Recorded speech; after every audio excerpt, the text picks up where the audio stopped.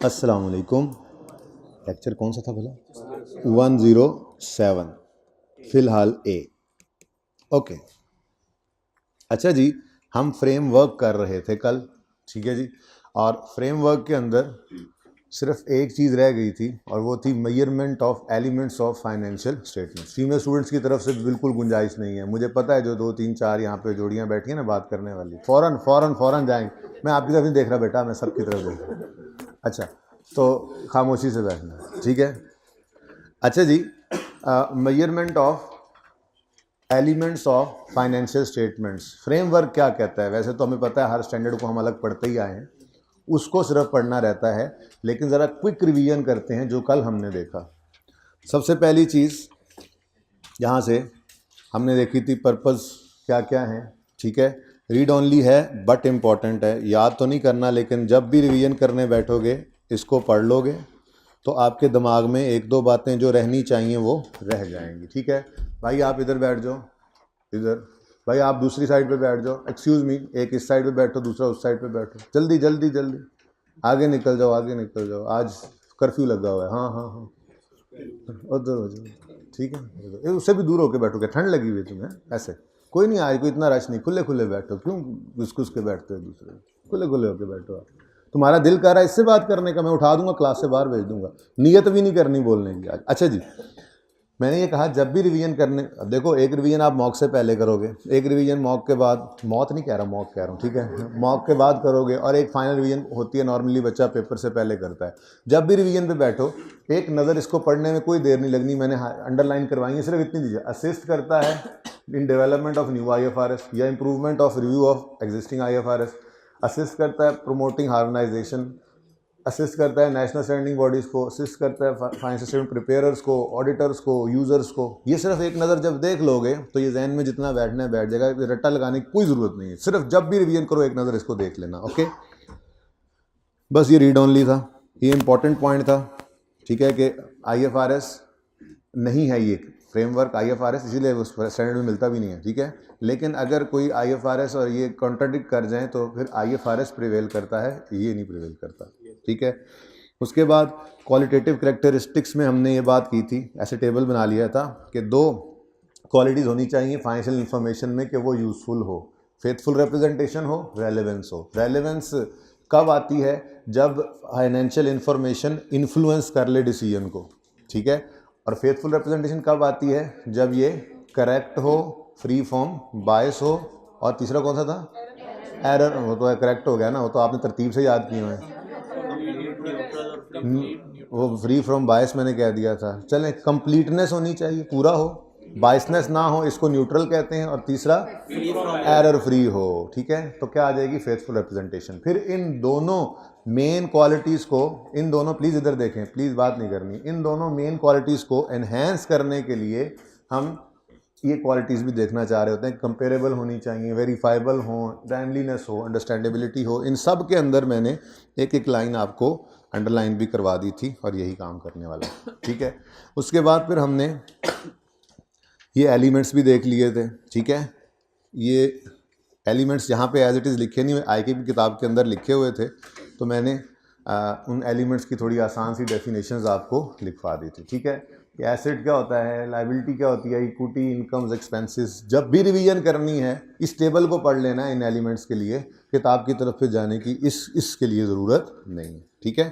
तो रिकग्निशन के अंदर ये क्राइटेरिया, इसको रीड ओनली फिर आपने कर लेना है बस। जब भी आपने RO मतलब रीड ओनली, जब भी आपने रिवीजन करनी है एक नज़र इस पर डालते जाना है, ठीक है।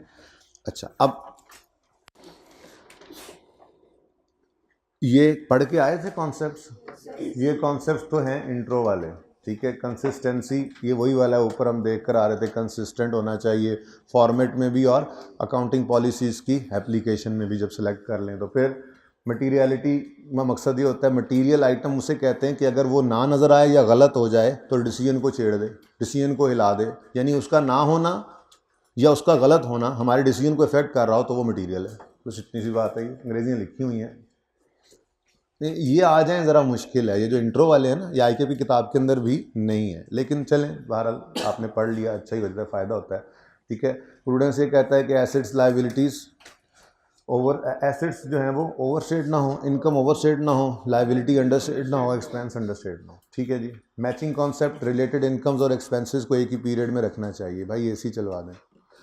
उसके बाद फेयर वैल्यू कहते हैं कि आप नॉलेजेबल पार्टीज हो मार्केट के अंदर, ठीक है, और एक मार्केट ट्रांजैक्शन के अंदर कोई चीज़ अगर बिके, फेयर वैल्यू उसको कह रहे होते हैं कि knowledgeable willing parties at an arm's length transaction, ऐसी बातें लिखती होती हैं।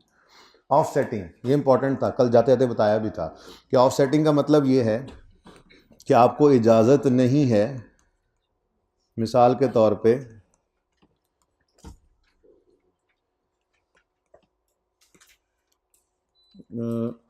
चलें ठीक है, आप ग्रांट इनकम को अलग रिकॉर्ड करते थे और डेप्रीसिएशन एक्सपेंस को अलग रिकॉर्ड करते थे। फिर बैलेंस शीट के अंदर आप नॉन करंट एसेट्स में पीपीई को अलग रिकॉर्ड करते थे और नॉन करंट लायबिलिटीज़ में डेफर्ड ग्रांट को अलग। ठीक है, ऐसे ही करंट एसेट्स भी होते हैं, उसमें कोई डेटर है अगर हमारा,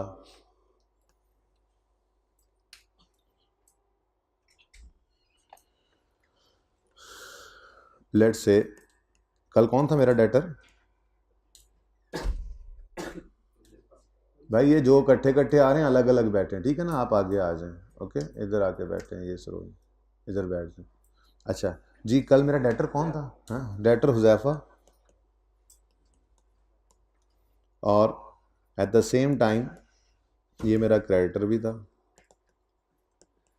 अच्छा, अब ये IAS 1 ये कहता है कि अगर डेटर से मैंने 100 रुपये लेने हैं और एट द सेम टाइम वही सेम पार्टी मेरी क्रेडिटर है, उसको 80 रुपये देने भी हैं, तो ये दोनों अलग अलग नज़र आने चाहिए, ये दोनों अलग अलग नज़र आने चाहिए, ये उसूल है।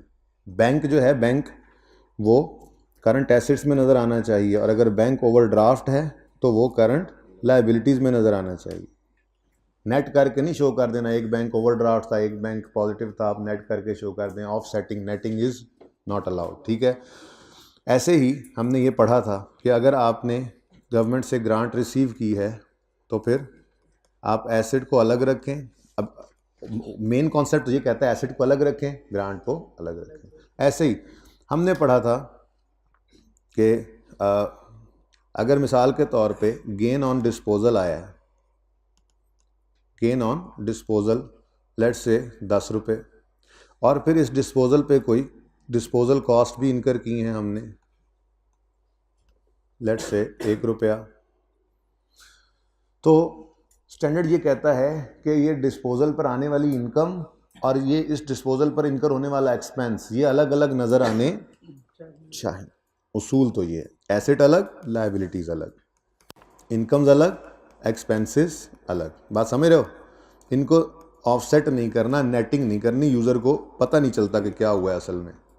लेकिन फिर यहाँ पर स्टैंडर्ड ने कहा देखें जी, ये तो है जनरल रूल कि एसेट्स लायबिलिटीज़ अलग होने चाहिए, इनकम्स एक्सपेंस इवन देखो एक पार्टी से भी है तो मैंने कहा अलग रखना है। बैंक एक बैंक ही है ना, 3 अकाउंट है, एक बैंक ओवरड्राफ्ट में चला गया, एक पॉजिटिव है तो बैंक की नेट कर दो। स्टैंडर्ड कहता है नहीं, IAS 1 कहता है नहीं, अगर पॉजिटिव है तो करंट एसेट्स में नज़र आए और अगर ओडी है तो करंट लायबिलिटीज़ में नज़र आए।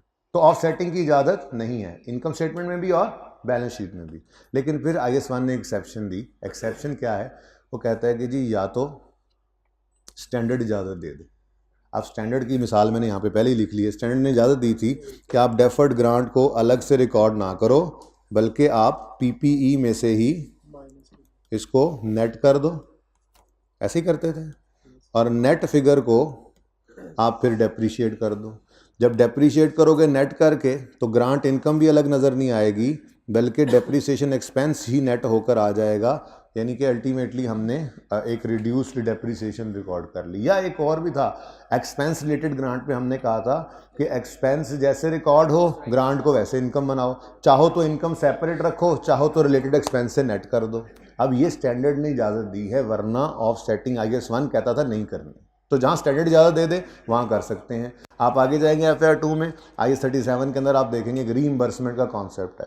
आपके खिलाफ कोई केस हुआ, आपने आगे किसी के खिलाफ केस कर दिया, आपने जो केस की, आपके खिलाफ जो केस हुआ उसके अगेंस्ट आपकी लाइबिलिटी होती है तो एक्सपेंस होता है, और दूसरी तरफ आपका एसिड बन रहा होता है और इनकम आ रही होती है, तो स्टैंडर्ड ने वहाँ कहा कि आप इनकम स्टेटमेंट उसको नेट कर लो, वैसे नेटिंग की। तो जहाँ जहाँ स्टैंडर्ड खुद इजाज़त दे वो अलग बात है, वरना ऑफसेटिंग की इजाज़त नहीं। एक तो ये बात हो गई। तो स्टैंडर्ड ने कहा, IS1 ने ये कहा, खतरनाक बंदे इकट्ठे बैठ रहे हैं यार, भाई इधर से उठ जाओ, इधर नहीं बैठना आपने, आप इस साइड पे चले जाओ। अच्छा जी, IS1 ने कहा ऑफसेटिंग की इजाज़त नहीं है, हाँ अगर स्टैंडर्ड इजाज़त दे दे तो फिर कर सकते हैं। या इकोनॉमिक फिनोमिना जो है, मतलब ट्रांजैक्शन का कॉन्टेक्स्ट अगर देखें तो वो कॉन्टेक्स्ट ही ऐसा है कि नेटिंग हो सकती है। जैसे मिसाल के तौर पे मैंने यहाँ पर वो एग्जांपल भी लिख दी कि आपने एक एसेट बेचा है, उस एसेट के बेचने पे आपको आया है गेन, लेकिन उस एसेट को बेचने पे डिस्पोजल कॉस्ट भी इनकर की थी। अकमल ब्रदर वाला सवाल क्लास में किया था और एक IK पे क्वेश्चन बैंक का क्वेश्चन मैंने होमवर्क में दिया था, नाम मुझे उसका जहन में नहीं है, जिसके अंदर डिस्पोजल कॉस्ट आ रही थी। मैंने एक उसूल लिखवाया था, जाके ओपन करोगे किताब तो वो मिलेगा आपको, कि अगर सवाल में डिस्पोजल कॉस्ट नज़र आ जाए तो उसे सेल प्रोसीड में से नेट करो। अब दोनों ऑप्शन दिखाए थे पहले दिन कि वैसे गेन 10 का आ रहा है और डिस्पोजल कॉस्ट 1 रुपया है, लेकिन अगर आप सेल प्रोसीड को कैश में से नेट कर दोगे तो नेट में गेन 9 रुपये आ जाएगा। ठीक है, तो स्टैंडर्ड ने कहा ऐसी चीज़ की भी इजाज़त आपको है कि आप डिस्पोजल कॉस्ट अलग से दिखाने की बजाय उसको,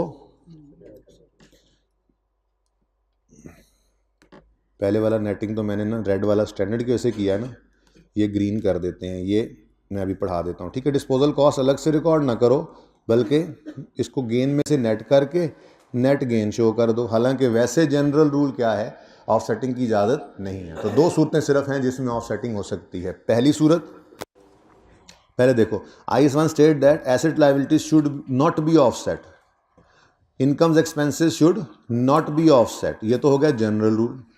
लेकिन फिर कहता है एक्सेप्शन क्या है, ऑफसेटिंग इज रिक्वायर्ड, या तो स्टैंडर्ड कह रहा है करो या इजाज़त दे रहा है, रिक्वायर्ड और परमिटेड बाय अकाउंटिंग स्टैंडर्ड्स, और offsetting reflects the economic substance of a transaction. An example specified in IS1 is reporting of a gain or loss on disposal of non-current asset at sale value minus current value of asset and the related selling expenses। यानी कि वो कह रहा है कि gain loss को, बाकी बात को छोड़ो, ये ना उन्होंने डिस्पोजल की बात की हुई, ये हटाकर पढ़ो ऐसे। IS1 क्या कहता है जी, गेन और loss on disposal non current asset, और उसको आप माइनस कर दो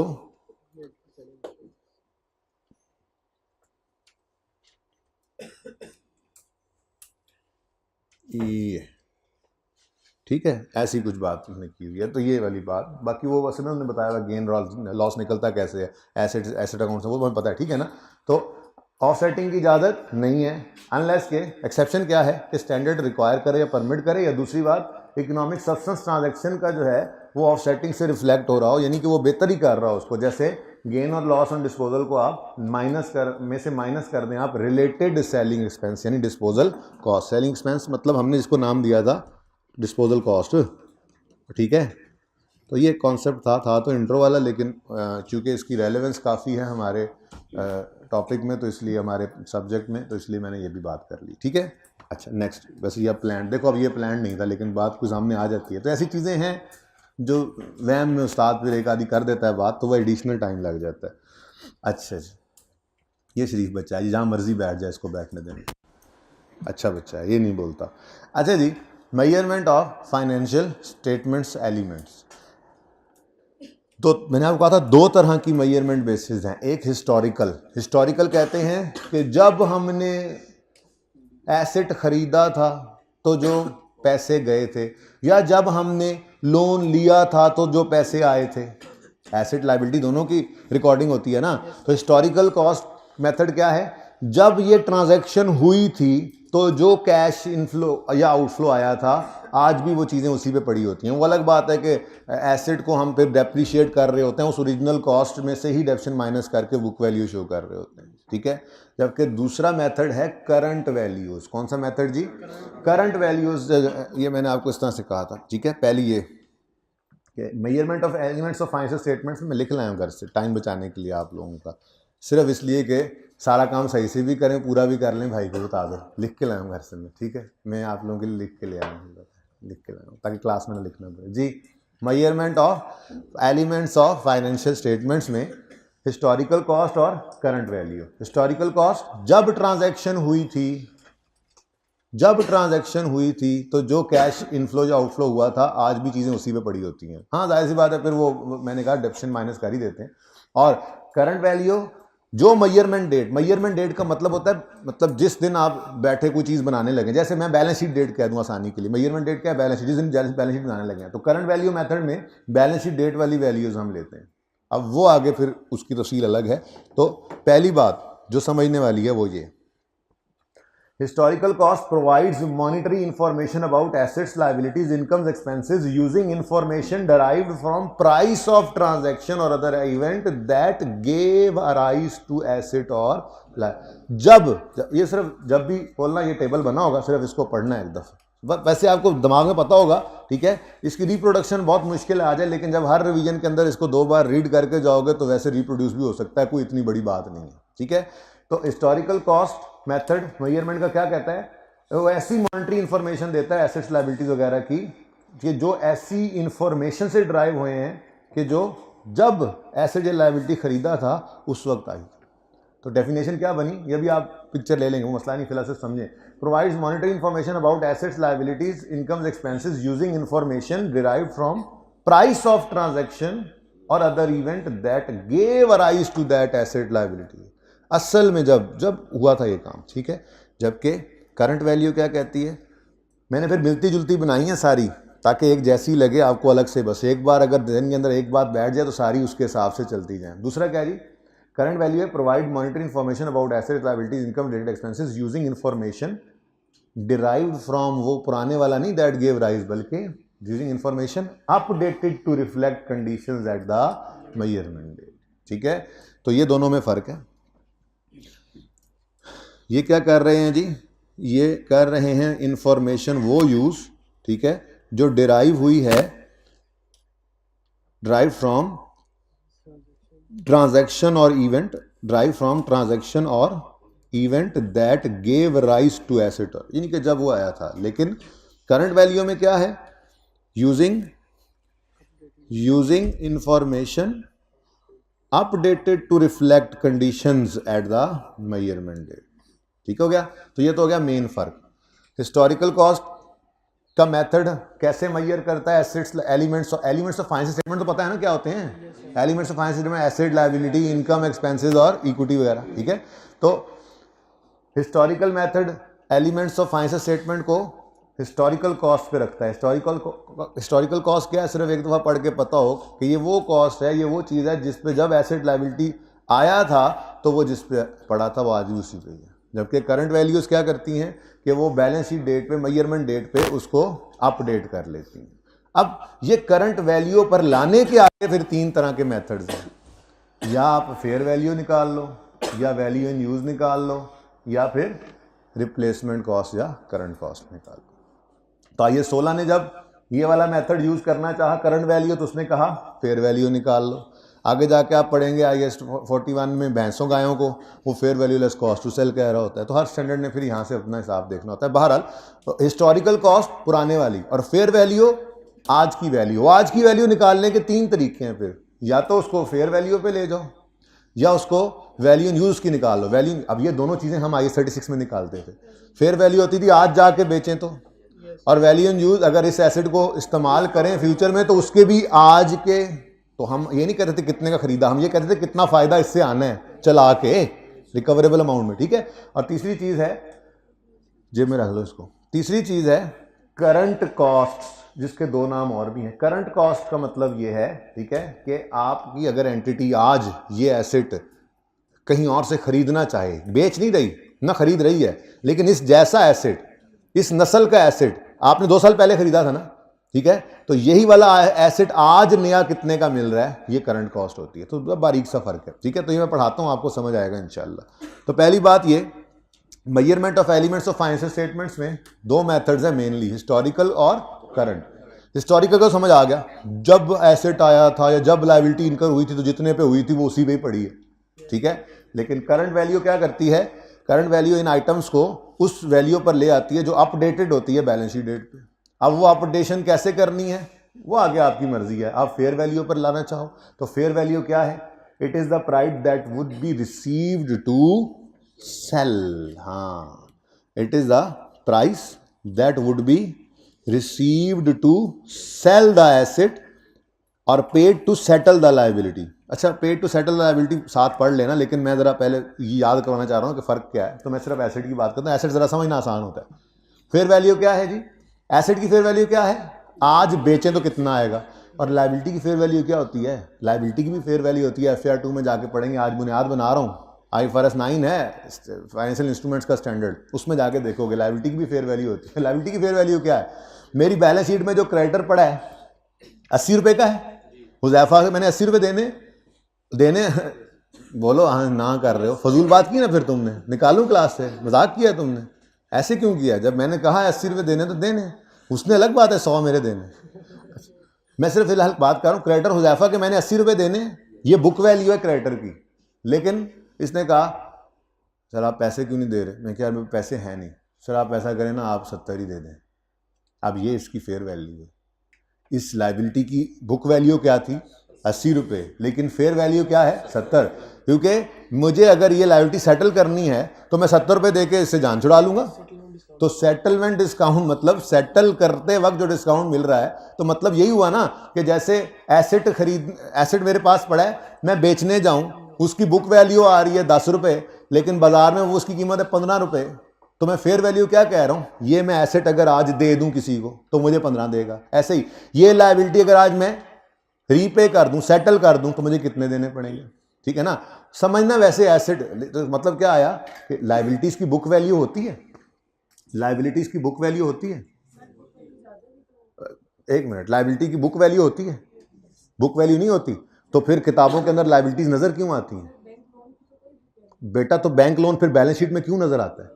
बुक वैल्यू या कैरिंग वैल्यू का मतलब होता है जिस अमाउंट के ऊपर चीज हमारी फाइनेंशियल स्टेटमेंट में नजर आ रही है, बैलेंस शीट में नजर आ रही है। बैलेंस शीट का मतलब ये अब इंट्रो का कॉन्सेप्ट है वैसे, by the way, balance sheet जब बनाना सीखते हैं जिंदगी में पहली बार, बैलेंस शीट का मतलब ही क्या है, जो उसमें बैलेंसेस पड़े हैं, डेटर्स इतने के हैं, ये डेटर की बुक वैल्यू है, कैश इतना पड़ा है, ये कैश की बुक वैल्यू है, बुक मतलब बुक्स में जो वैल्यू आ रही है उसको कैरिंग वैल्यू भी कहते हैं, ठीक है, अब बात समझ आई।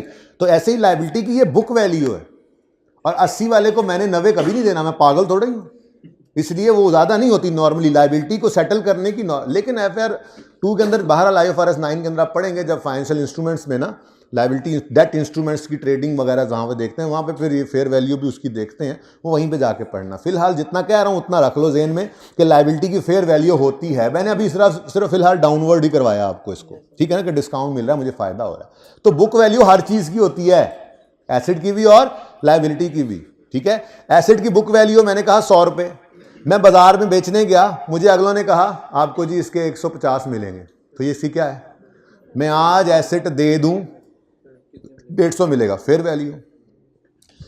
लायबिलिटी की मेरी फेयर बुक वैल्यू कितनी है 80, लेकिन उसने कहा 5 माफ किए, अब मैं अगर आज सेटल कर दूं तो 75, तो मेरी लायबिलिटी की बुक वैल्यू 80 है और फेयर वैल्यू कितनी है 75, ठीक है ना। तो ये फेयर वैल्यू की डेफिनेशन के अंदर लिखा हुआ है, fair value is the price that would be received to sell the asset और paid to settle the liability, ठीक है। अगली बात, in an orderly transaction, transaction ठीक है, उसमें किसी का कोई इन्फ्लुएंस ना हो, ठीक है ना, आम ट्रांजैक्शन नहीं कहते, इन an orderly transaction between market participants, market value है एक तरह की, ये किसी से इन्फ्लुएंस नहीं है, कोई फोर्स सेल वैल्यू नहीं है, मार्केट मैं भी मार्केट में जाके अपना एसेट बेच रहा हूँ और वो भाई साहब भी मार्केट में आए हुए हैं अपना जो है वो एसेट अपने लिए खरीदने, तो मार्केट फोर्सेस वहां मौजूद हैं, ये नहीं खरीदेगा कोई और खरीदेगा, डिमांड सप्लाई सारा कुछ प्राइस मार्केट डिटरमिन कर रही है। तो मार्केट पार्टिसिपेंट्स ऑर्डरली ट्रांजैक्शन के अंदर जो चीज़ एसेट बेचने की पे कर रहे हैं, मतलब मैं एसेट बेचने की जो चीज़ रिसीव करने लगा हूं या जो लायबिलिटी पे करने के लिए जो कैश में देने को तैयार हूं, वो उसकी क्या है फेयर वैल्यू, ठीक है जी बेटा, कह सकता है। अच्छा, तो वो एक्सपेंस होगा, बहरहाल उसकी बुक वैल्यू बढ़ा लेना, लेकिन मैंने ये कहा कि मतलब समझ आ रहा है ना कि बुक वैल्यू और फेयर वैल्यू अलग होती है। तो बुक वैल्यू क्या थी हिस्टोरिकल कॉस्ट के अंडर, और फेयर वैल्यू क्या है, अब वो बढ़ाओ या कम करो मुझे उससे ना कोई सरोकार है ना ये टेस्ट होना है, ये जाके काम आना है FR2 में, यहाँ पे इतना काम आना है कि बुक वैल्यू क्या होती है, हिस्टोरिकल कॉस्ट क्या होती है और फेयर वैल्यू क्या होती है। सिर्फ कॉन्टेक्स्ट इसमें MCQs के कॉन्टेक्स्ट में ये बात कर रहा हूँ और कुछ भी नहीं है इससे ज़्यादा। लेकिन चलो मैंने कहा बात हो रही है तो ज़रा लॉजिकली क्लियर भी हो जाए, ठीक है। तो अब करंट वैल्यू को साइड पे करता हूँ, करंट वैल्यू की बजाय हम ये पढ़ लेते हैं ना, हिस्टोरिकल कॉस्ट जितने का एसेट खरीदा था या जितने की लायबिलिटी इनकर की थी, और फेयर वैल्यू जितने का ये बिक जाएगा या जितने में ये लायबिलिटी सेटल होगी। Value in use, present value of net future cash flows that entity expect to receive from use and ultimate disposal of asset. याद है वैल्यू इन यूज में यही लेते थे ना, ठीक है। लायबिलिटी की भी वैल्यू इन यूज निकल सकती है, वो बस सिर्फ इतनी हद तक देख लो कि लिखा हुआ है, ठीक है। पता लग गया वैल्यू इन यूज क्या होता है, एसेट के कॉन्टेक्स्ट में पता है ना, इससे ज्यादा कुछ पता रखने की जरूरत भी नहीं है, क्योंकि वो मैक्सिमम क्या होता है कोई MCQ दे दे उसके अंदर लिख दे।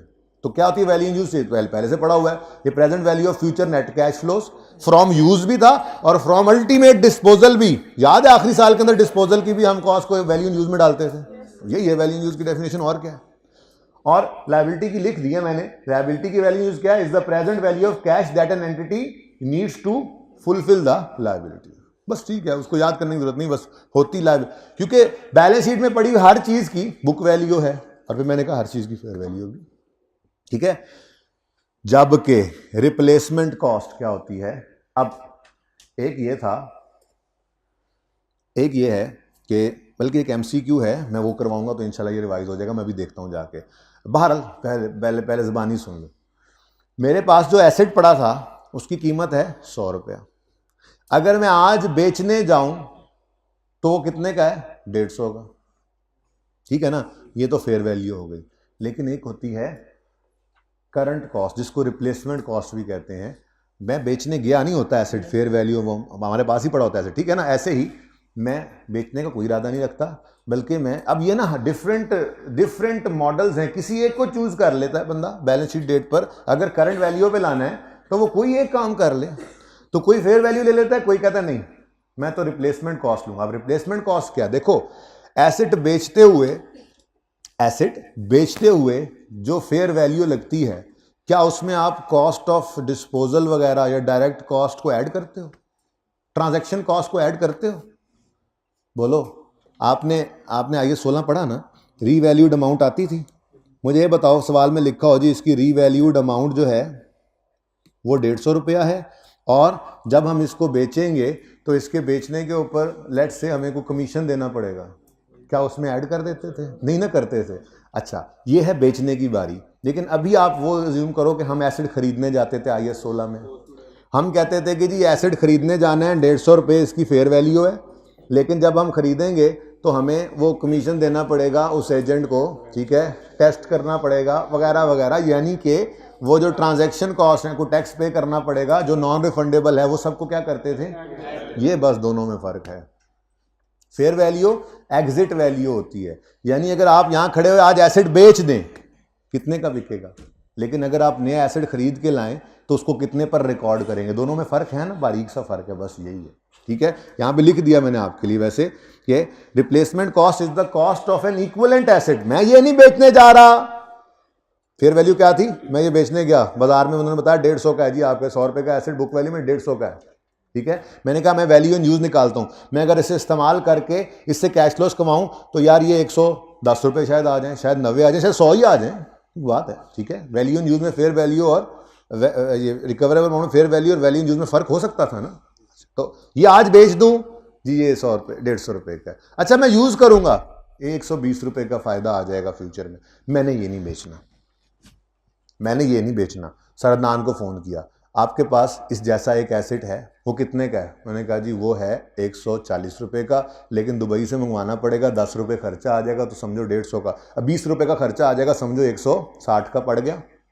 मैं कहूँगा हाँ, मैंने ख़रीदा था 100 रुपये का, मिसाल दे रहा हूँ, ठीक है, मैं इसको फेयर वैल्यू 150 पे भी रख सकता हूँ, रीवैल्यूएशन मॉडल अगर है तो है। मैं कहता हूँ नहीं, मैं इसको रिप्लेसमेंट कॉस्ट पे रखूँगा। तो मैंने सर को फ़ोन करके पूछा कितने का आ जाएगा इस जैसा पेन? इस जैसा पेन आजकल बाज़ार में 140 का मिल रहा है, लेकिन 20 रुपये दुबई से आने में भी लग जाते हैं, तो 160 रुपये आज के दिन ऐसा पेन 160 में पड़ेगा।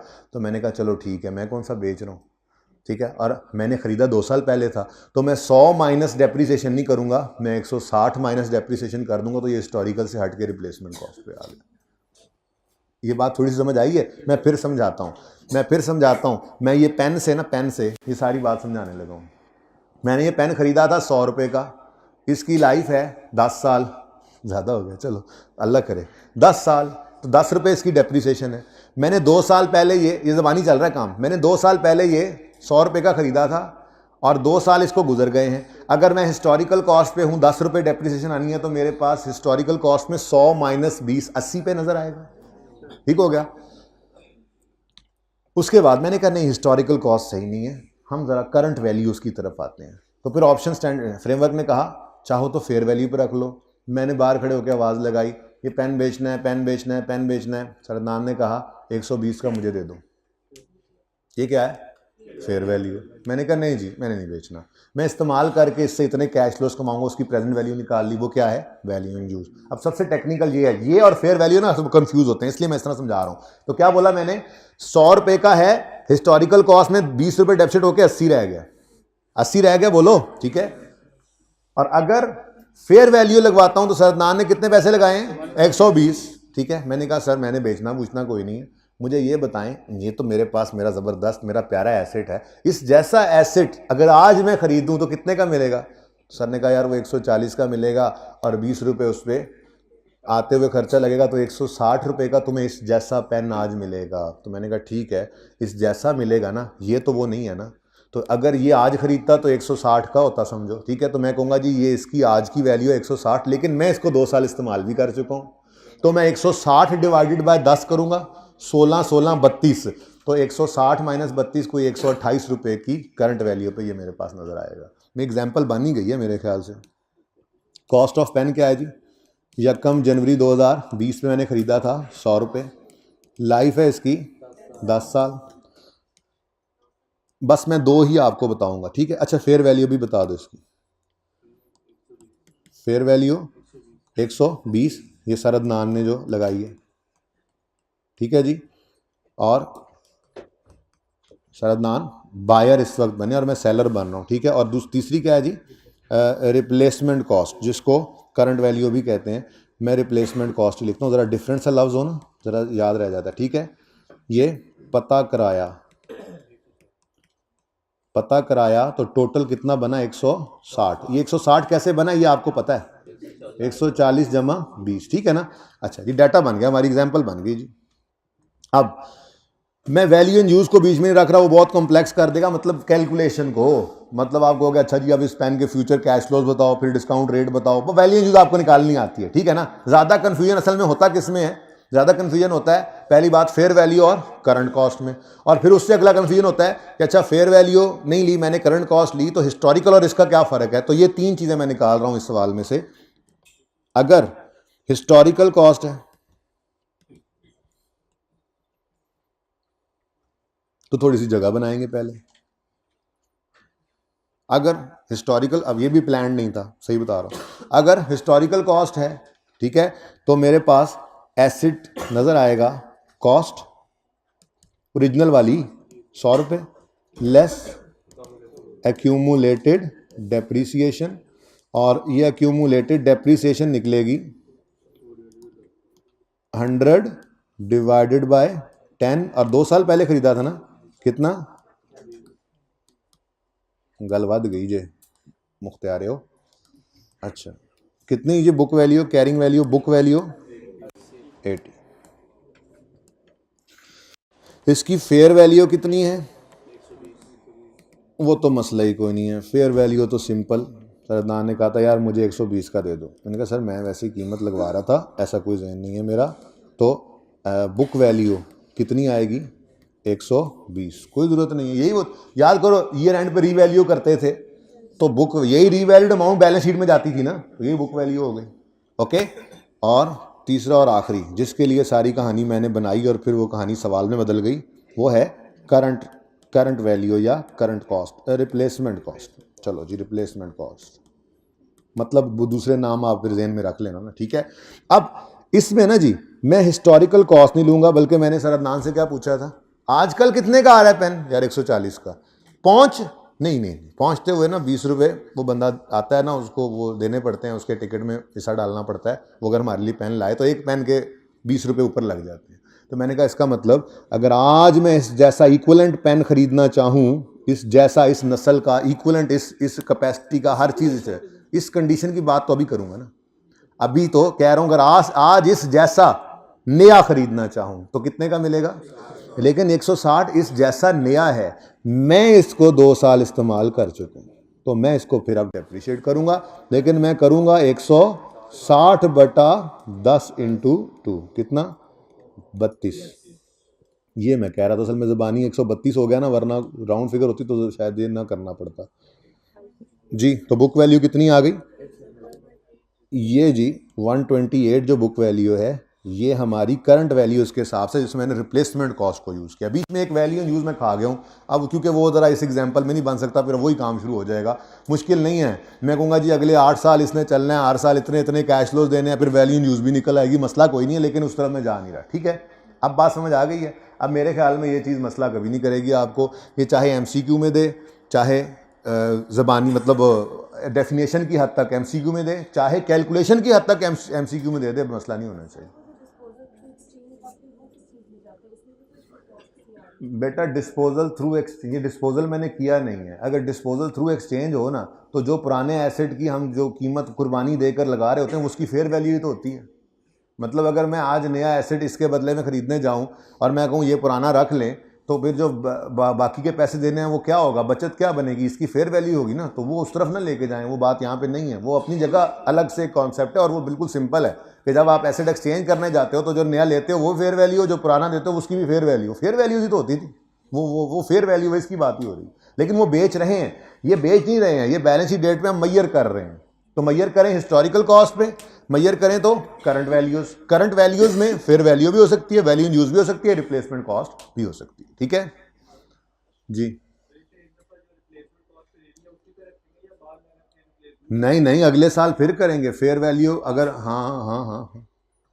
इसमें लाइफ चेंज बेटा लाइफ चेंज कर लो आप, मतलब लाइफ चेंज भी कर लोगे तो अल्टीमेटली काम तो ये होगा। चेंज इन एस्टीमेट की तरह से ये नहीं है ना। वैसे मैंने एक एग्जांपल के तौर पे समझाया, मैंने जस्ट एक एग्जांपल के तौर पे समझाया कि ये रिप्लेसमेंट कॉस्ट है, ये असल में वो वाली कॉस्ट नहीं है, लेकिन इसको डेप्रिशिएट कर देना आपने। ठीक है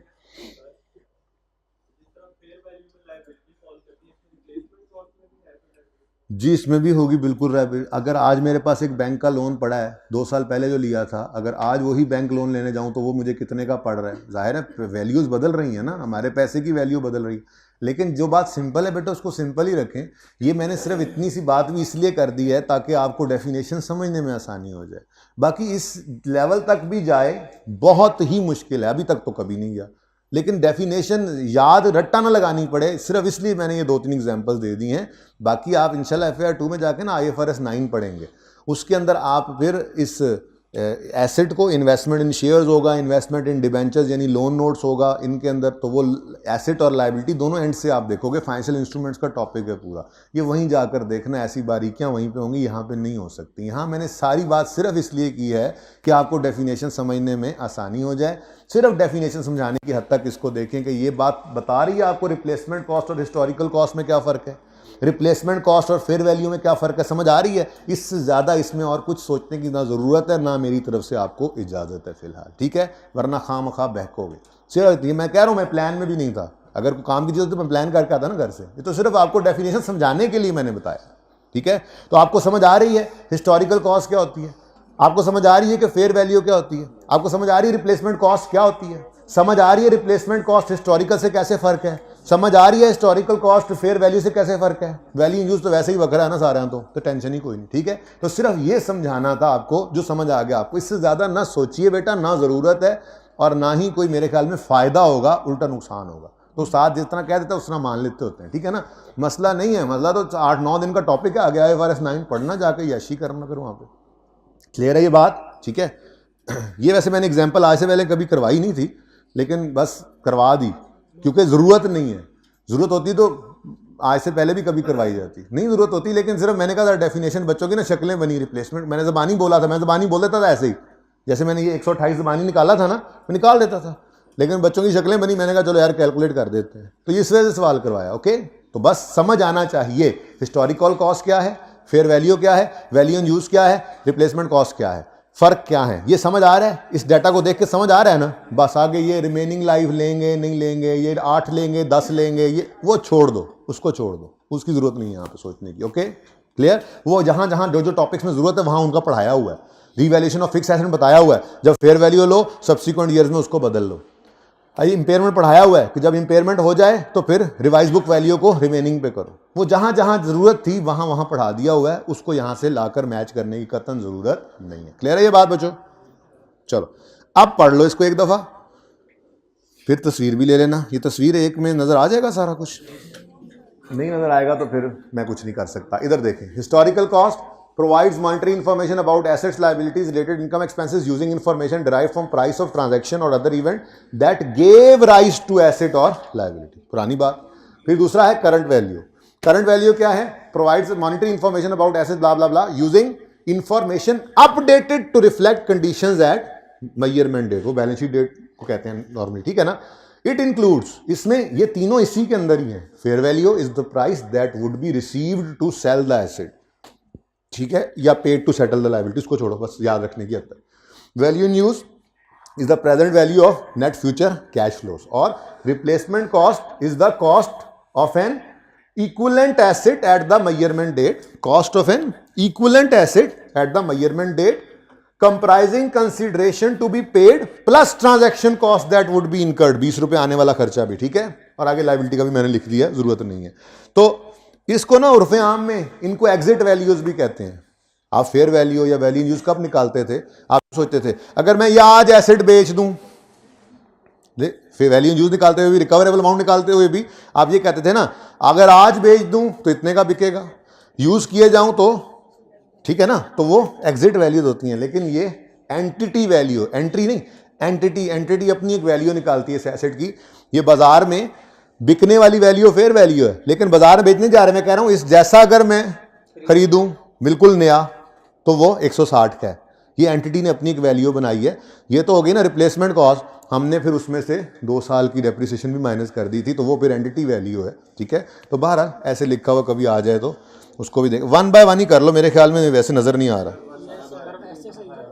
ये सारा दोबारा बाद में करते हैं, पहले इतनी तस्वीर खींच लें जिसके अंदर सिर्फ ये फोकस करना है आपने, हिस्टोरिकल कॉस्ट और करंट वैल्यू में फ़र्क क्या होता है, फिर करंट वैल्यू को अलग कर लेते हैं। अब नज़र आ रहा है सही बच्चों? अब तो हो जाएगा ना कैच।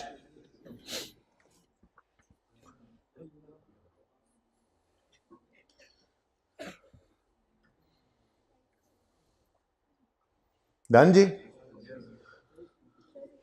जल्दी कर लें।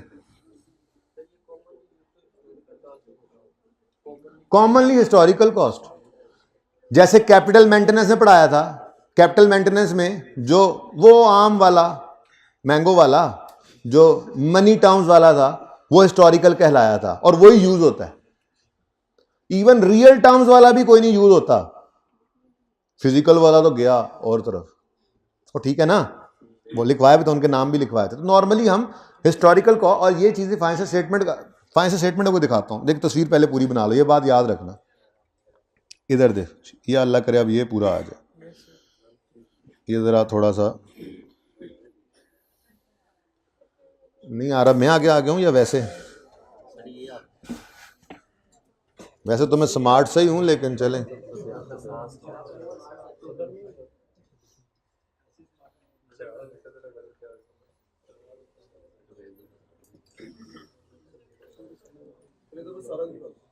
खैर जो यार, कुछ बच्चों को भी मसला हो रहा है। ओला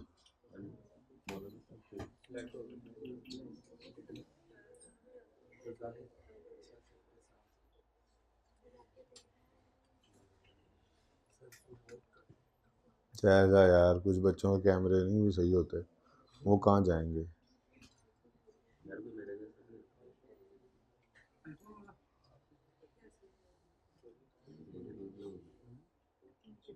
ये फिर लिख लेना अपने पास घर जाके, ये वो तस्वीरें तो खोल के नहीं देखनी आपने जब फ्रेमवर्क आज जाके, जब आप कल गए होंगे चीज़ें लिख ली होंगी जो मैंने लिखवाई थी, नहीं तो आप लिख लेंगे ज़्यादा टाइम नहीं लगाना, ताकि फ्रेमवर्क का टॉपिक भी आपका ये एक जगह पे इकट्ठा हो। आपके 4 टेबल्स बने हुए हैं और आपने चैप्टर पढ़ना है, आपका 15 से 20 मिनट में ये रिवाइज हो जाएगा।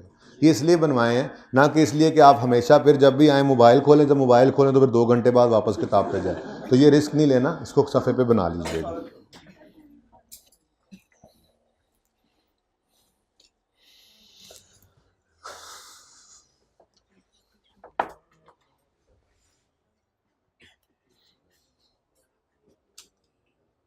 ये अब आपको लिखवाने में ना टाइम लग जाना था, तो फिर मैंने कल रात को लिख लिया ये बैठ के, ताकि आपका टाइम ना ज़ाया हो।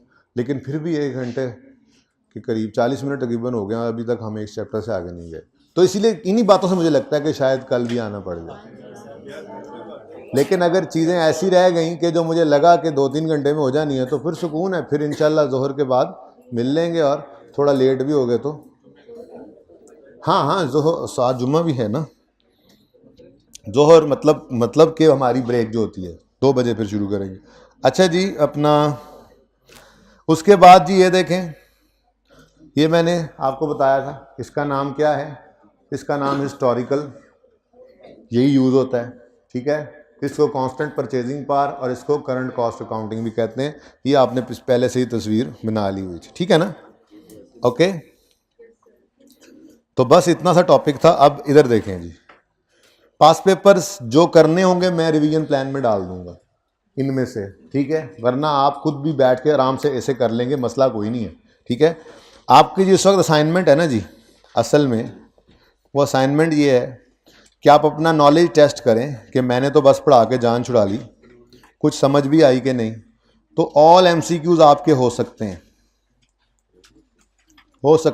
आई एम क्वाइट कॉन्फिडेंट, अल्हम्दुलिल्लाह हो जाएंगे, इंशाल्लाह हो जाएंगे।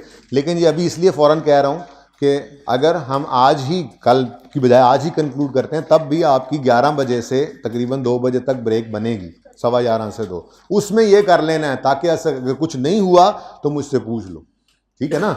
अच्छा, इसके साथ साथ ही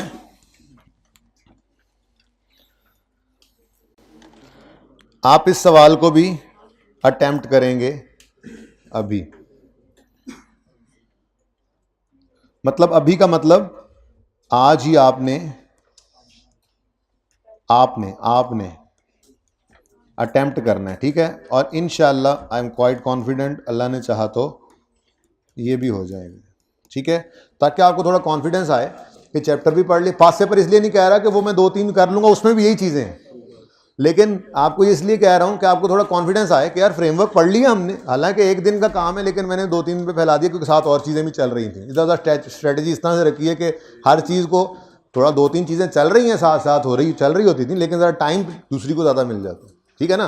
तो आप कॉन्फिडेंट फील करेंगे कि हाँ, इस चैप्टर में यही कुछ था। मैक्सिमम क्या ICAP के सारे क्वेश्चन बैंक भी हमने कर लिए हो गए, पास पेपर भी कर लिया, रिसेंट वाला, दूसरे वालों में कोई काम की चीज़ होगी तो बता दूंगा, वो मैं आपको रिवीजन प्लान में लिख दूंगा। तो इसका मतलब हमारा टॉपिक तैयार है। तो ये दोनों काम आपने, सारे MCQ फ्रेमवर्क के और ये क्वेश्चन जो रिसेंट टाइम में आया है, ये आपने अगर कल पे गई क्लास तो घर जाके कर लेना है, जाहिर है दूसरी ब्रेक में बता दूंगा। और अगर आज ही हमने जोहर के बाद, जुमा के बाद मिलना हो, तो फिर उससे पहले 2-2.5 घंटे की ब्रेक आएगी, उसमें ये लाजमी कर लेना है, ओके।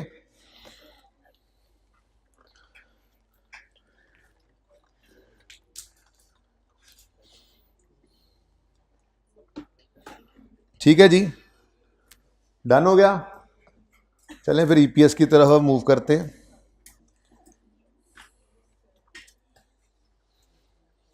काफ़ी काम करना है EPS में, तो अभी माइल्स वाला सवाल शुरू किया हुआ था,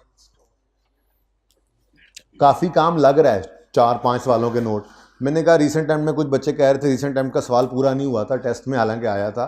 तो मैंने कहा वो सवाल पूरा करेंगे, तो कल तक मेरा कोई प्लान नहीं था, आज फिर मैंने वो भी डाल दिया इधर, उसका नोट भी बना लेंगे। फिर मतलब जब करना ही है तो फिर नोट वाला काम कर रहे होंगे, तो इसका नोट रिवीजन भी हो जाएगी ज़रा, ठीक है। वैसे अभी NPO की थ्योरी सिर्फ है पड़ी हुई। अब ये देखो, NPO की थ्योरी ब्रेक से पहले आती है, ब्रेक के बाद। अगर तो ब्रेक के बाद जाती है तो फिर मैं कुछ वादे शादे करके ही आपके साथ के आज ख़त्म करना है। उसमें वादे यही होंगे कि फिर ज़हनी तौर पे तैयार रहें कि 7 भी बज सकते हैं, 8 भी बज सकते हैं, और ये बातें पता लगेंगी इंशाअल्लाह। अल्लाह ने चाहा तो कुछ 10 साढ़े 10 बजे के हम कहाँ पे स्टैंड कर रहे हैं, ठीक है, लेकिन मिलना तो है ही है, वे तो मुझे नज़र आ गया तले गल है भाई, मिलना तो है ही है, हमने वो नज़र आ गया मुझे जो स्पीड चल रही है, लेकिन कितनी देर के लिए मिलना है ये डिसाइड करेंगे इंशाल्लाह ब्रेक के करीब। और उसका करते हैं ज़रा थोड़ा सा और मुझे क्लियर हो लेने दो टाइम शाइम, तो फिर इंशाल्लाह तुम्हारे मनोरंजन का इंतज़ाम करते हैं। और ये रहम ही है, अगर मैंने कल बुलाया ना तो कल सुबह कितने 7 बजे से 8 से 3 सर कह रहे हैं, 2 कह के 3 तक ले जाना है सर ने। अब फिर सर ने जब 3 तक ले जाना है तो उसके बाद फिर अगर मैंने पकड़ लिया तो फिर मेरे ख्याल में तो स्ट्रेचर पे जाना पड़ेगा आपको वापस, तो उससे बेहतर नहीं हो सकता, नहीं हो सकता, ज़रूरत नहीं है। जो काम हो सकेगा ना और सही सही होगा वही करवाऊंगा। बेटा आप मेरी नीयत पे शक कर रहे हो क्या? तो टेंशन क्यों लेते हो फिर यार, बस जो करवा रहा हूँ कर ही जाओ ना यार। गम सारे इसी को ही हैं, आपको क्या है? ये भी बना लाया हूँ आपके लिए मैं आज घर से, ये गवर्नमेंट ग्रांट्स के लिए। बहरहाल अभी नहीं, हम यहाँ थे, हम कहाँ थे? हम यहाँ थे। ये मैंने नोट बनाया था आपके साथ। जगह ज़रा खुली डुली कर लें क्योंकि अब कम वध जाना है। ये क्या हुआ? अच्छा जी, आप वॉल्यूम 2 में ही है ना, ये वॉल्यूम 2 के लेक्चर नोट्स ओपन कर लें।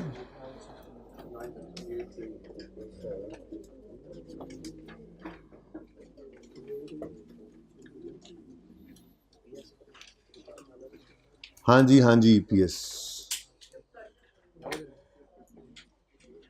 आधे घंटे का टारगेट है वैसे तो, बाय द वे मेरा, कि ये सारे नोट्स हमने बना लेने इंशाल्लाह, लेकिन अब ये तो मेरा टारगेट है ना।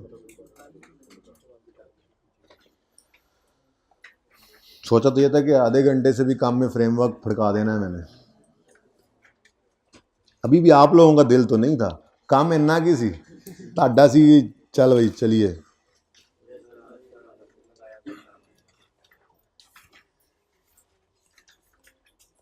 अच्छा जी, माइल्स लिमिटेड वाला क्वेश्चन करवाने की मेरा नहीं ख्याल कोई ज़रूरत है। इसका नोट आपके सामने बनवाया था क्लास में, लेकिन फिर बनाया ताकि एक कॉन्टीन्यूटी के अंदर अब हमारी बात चले, ठीक है। अच्छा जी, ये कहाँ से आ गया भाई? अच्छा बच्चों, अब 1 बाय 1 आगे क्वेश्चंस बढ़ाते हैं, ठीक है। और अब मैं आपके साथ जिक्र करूंगा एक ऐसे क्वेश्चन का जिसमें सिर्फ बेसिक ईपीएस ही होगी लेकिन डिसकंटिन्यूड ऑपरेशन भी होगा, ठीक है। तो आप लोग अपनी किताबों के अंदर ओपन फरमाएंगे ईपीएस के चैप्टर में क्वेश्चन नंबर 37 और क्वेश्चन नंबर 38, जो कि पेज नंबर है जी 529।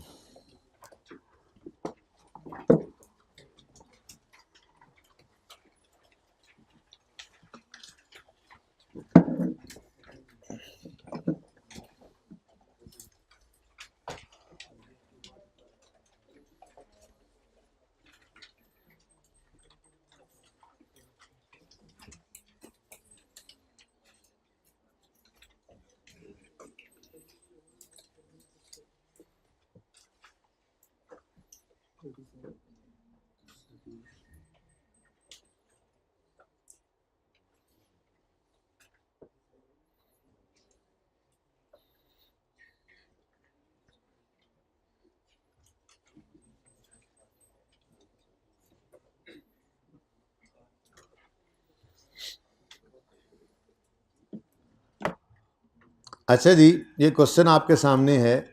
इस क्वेश्चन को ज़रा क्विकली कर लेने का दिल कर रहा है ताकि क्वेश्चन भी रिवाइज हो जाए और फिर साथ ही नोट बना डालेंगे, ठीक है। In the year 31 December 1 entity G made a profit after tax of 3500 of this 3000 was from continuing and 500 from discontinued operation. It paid ordinary dividend, इसको हमने काट दिया था कि ऑर्डिनरी डिविडेंड तो कभी भी ईपीएस की कैलकुलेशन में हमने नहीं देखना होता, ठीक है ना, वो तो इन्हीं को मिलना होता है जो निकाल रहे होते हैं। ठीक है। नहीं ऑर्डिनरी डिविडेंड की बात कर रहा हूँ। हाँ, प्रेफरेंस डिविडेंड हो और वो भी कौन सा वाला, इररिडीमेबल, तो उसको माइनस करते हैं। लेकिन ये प्रेफरेंस डिविडेंड भी रिडीमेबल निकला था क्योंकि उसने कहा था कि ये लायबिलिटीज, याद आ रहा है सवाल, ये ऐसे ही आपको याद आएगा सब कुछ जब आप रिवीजन करने बैठेंगे, ये सवाल की बातें भी याद आएंगी आपको जो आपने की होती हैं। बस आपका वहम होता है कि हमें भूल गए कुछ पुरानी चीज़ें। जाहिर सी बात है 2-3 महीने पहले की हुई चीज़ नेचुरल है कि जहन में नहीं नज़र आ रही होती कि कहीं पर पड़ी हुई है। लेकिन पर्चे के अंदर ये सिचुएशन कभी नहीं होगी। सिलेबस आपने 4-4.25 महीने में पूरा किया है, लेकिन अब इस 1 महीने में आपने 3 रिवीजन करके पर्चे में जब बैठे होना है तो फिर ये वाली सिचुएशन नहीं होनी। एक बार पढ़ा, 3 रिवीजन की, या फिर भी ऐसे भूला नहीं होता, फिर पर्चे के अंदर रिकॉल हो रहा होता है और पर्चे के वक्त जाते हुए कॉन्फिडेंट बंदा होता है कि हाँ चीज़ें मुझे याद हैं और होती भी हैं। कोई लग भी रहा होता है नहीं है तो वो भी याद होती हैं, वो सिर्फ वहम होता है आपका, ठीक है।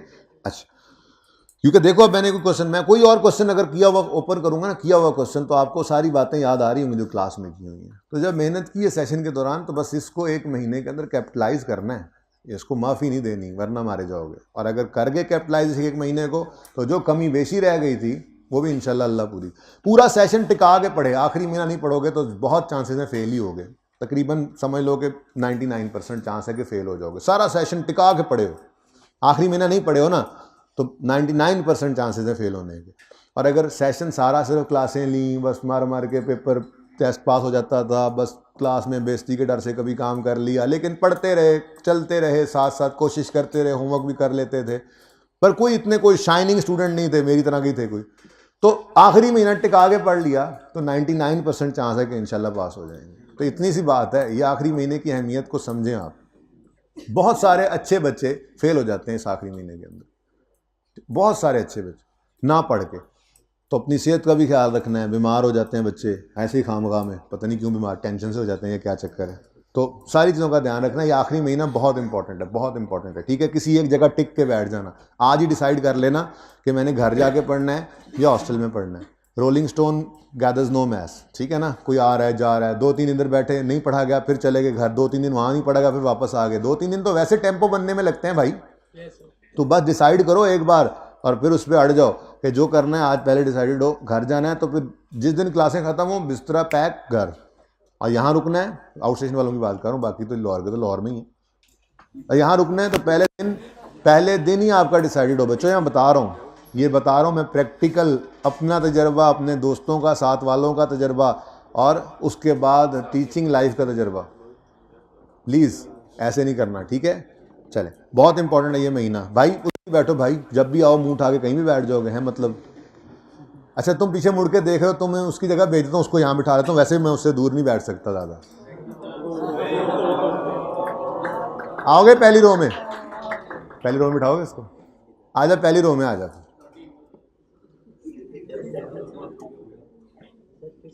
ये सब के लिए ही एक जैसी मेरी फीलिंग्स हैं, कोई किसी एक के लिए नहीं। डिस्क्रिमिनेशन नहीं है। कुछ लोगों को साइड पे कहते कितनी सुकून से क्लास चल रही, मतलब आज मेरे दिमाग पे कोई बोझ नहीं पड़ रहा। अभी भी वो हिट लिस्ट पे हैं, आज मैंने मना किया हुआ है कोई फजूल हाँ ना भी नहीं करनी। कुछ लोगों ने, तुम भी उनमें हो, ठीक है ना, तो हाँ ना भी नहीं कर रहे हैं और हम बड़े सुकून से पढ़ रहे हैं। चलें जी। अच्छा जी, तो फिर ज़रा ये अगर ओपन हो जाए तो अच्छा है, अगर ये ओपन हो जाए सवाल का सलूशन तो अच्छा है।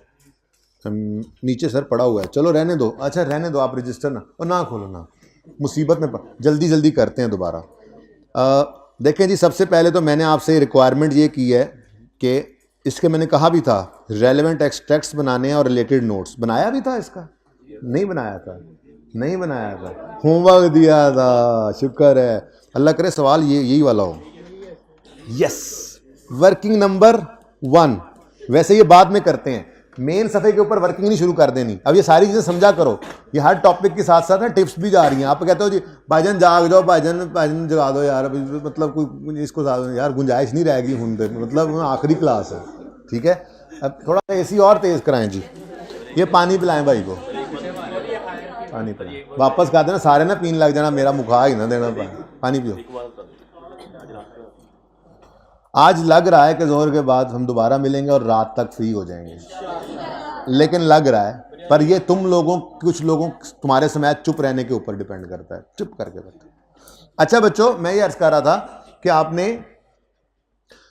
सबसे पहली बात रिक्वायरमेंट पढ़नी है, ठीक है, और एक पास पेपर पुरानी वीडियो भी ढूंढ ली है मैंने, वो भी आपको मैं बता दूंगा जिसको ज़रूरत पड़े। अच्छा चलें, मैसेज आते रहते हैं, साकिब वर्किंग कर रहे होते हैं पीछे, आपको पता है जी। पहला सफ़ा रिक्वायरमेंट क्या है, इनकम स्टेटमेंट और रिलेटेड नोट्स बनाने हैं, तो पहला सफ़ा खाली छोड़ो उसके लिए, दूसरे सफ़े पे वर्किंग की हेडिंग दो, वर्किंग 1, वर्किंग 2, वर्किंग 3 वहाँ पे चलेंगे, ठीक है। पिया भाई पानी, चलो अभी भी ना अगर जाग आए तो फिर खड़े रहना। अच्छा, अब ये होगा हमारा पेज 2, बस ये क्या, लेकिन मसला क्या है, मसला ये है, अच्छा ये इसको अवॉइड भी कर सकते हैं सिंपल सवाल के अंदर, वो देख लेते हैं अभी कैसे, क्योंकि आपको पता है कि हम ईपीएस का फॉर्मूला ही तो लिखते हैं, अर्निंग्स पर शेयर निकालने के लिए अर्निंग्स और weighted average number of shares देते हैं 3.1 नोट में, 31.1 जो भी आप नंबर लगाया हुआ आपने वही लगा लेंगे, ठीक है, तो ज़रा नंबर याद रह जाता है। तो मैं अब, सवाल का नाम क्या है, मैं अब नोट बनाना शुरू, एंटिटी जी, जी एंटिटी जी, एंटिटी जी, तुमने क्यों बोला एंटिटी जी, तुम चुप करके बैठो। अच्छा जी जी जी जी, नहीं भाई बोले बोलो, इतनी देर से सुकून में था सारा माहौल, तुमने इत्याश पैदा कर दिया। स्टेटमेंट ऑफ कंप्रीहेंसिव इनकम के एक्सट्रैक्ट्स बनाएंगे और फॉर द ईयर एंडेड भी लिखना होता है,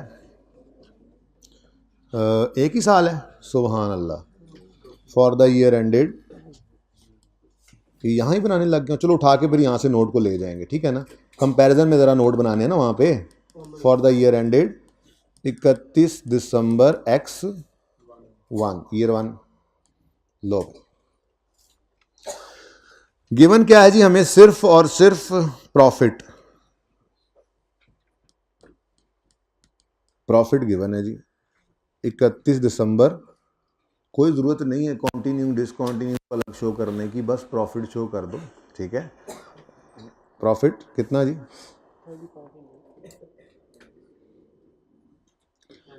अच्छा वैसे ज़रूरत नहीं है, लेकिन चलो ईपीएस में ज़रा आसानी हो जाए, मैं इसके लिए अलग कर भी सकता हूँ, लेकिन आसानी की ज़रूरत मुझे है नहीं वैसे बाय द वे, पहले इस तरह से करके देखते हैं, अगर आपको कंफर्टेबल ना हो तो फिर मैं कॉन्टिन्यू डिसकॉन्टिन्यू को अलग भी कर दूंगा, ओके जी। प्रॉफिट 31 दिसंबर X1 का कितना है बोलो, X1 जी 1000 में, रुपीज़ इन 1000 में सवाल करते हैं, 3500,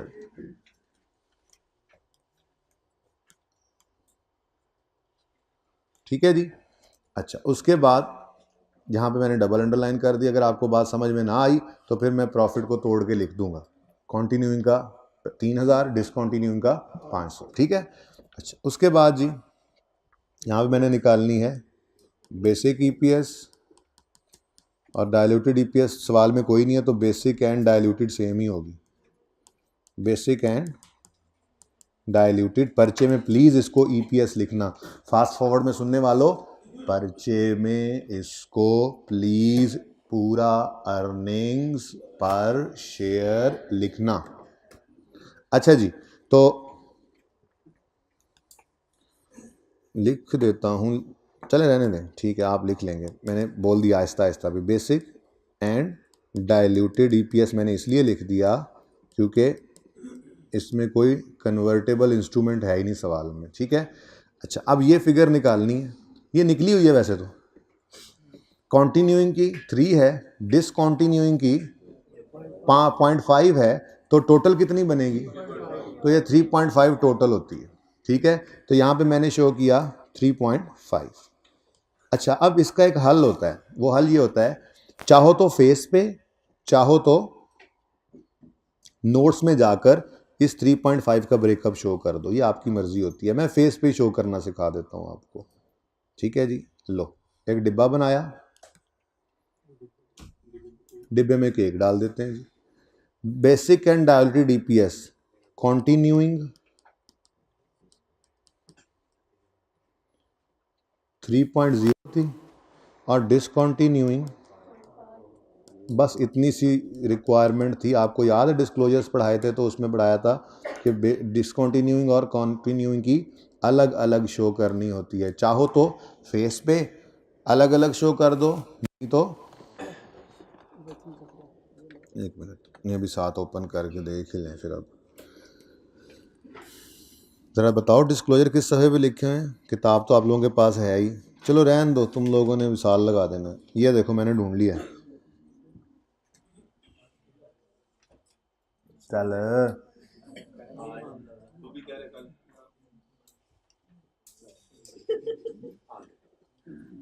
उसने कह दिया जो कहना था, अब अगली बात मैंने कहनी है। अच्छा जी, if there is a discontinued operation, basic EPS and derived from discontinuing should be shown either on the face of statement of profit or loss or in the notes। तो ऑप्शन है ये पेज नंबर 534 पे मैंने पढ़ाया disclosure में, option है। तो मैंने कौन सा ऑप्शन चूज कर लिया है? फेस पे। इजी हो जाता है बंदा जरा, ठीक है। चलो बस इतनी सी ज़रूरत थी, ठीक है। अब चलते हैं, अब जाकर हम इसका नोट में, वैसे मैं अगर लास्ट टाइम की बात करूं, मैं लास्ट टाइम थोड़ा सा चेंज कर रहा हूं इसको बाय द वे।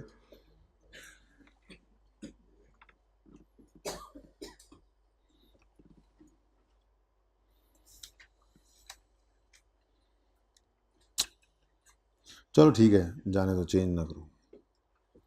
अलग अलग जो है ना भाई, अलग अलग सिर्फ फेस के ऊपर ईपीएस को शो कर दो। मेरा सारा सवाल ही गुम हो गया। अलग अलग फेस पे सिर्फ ईपीएस को शो कर दो और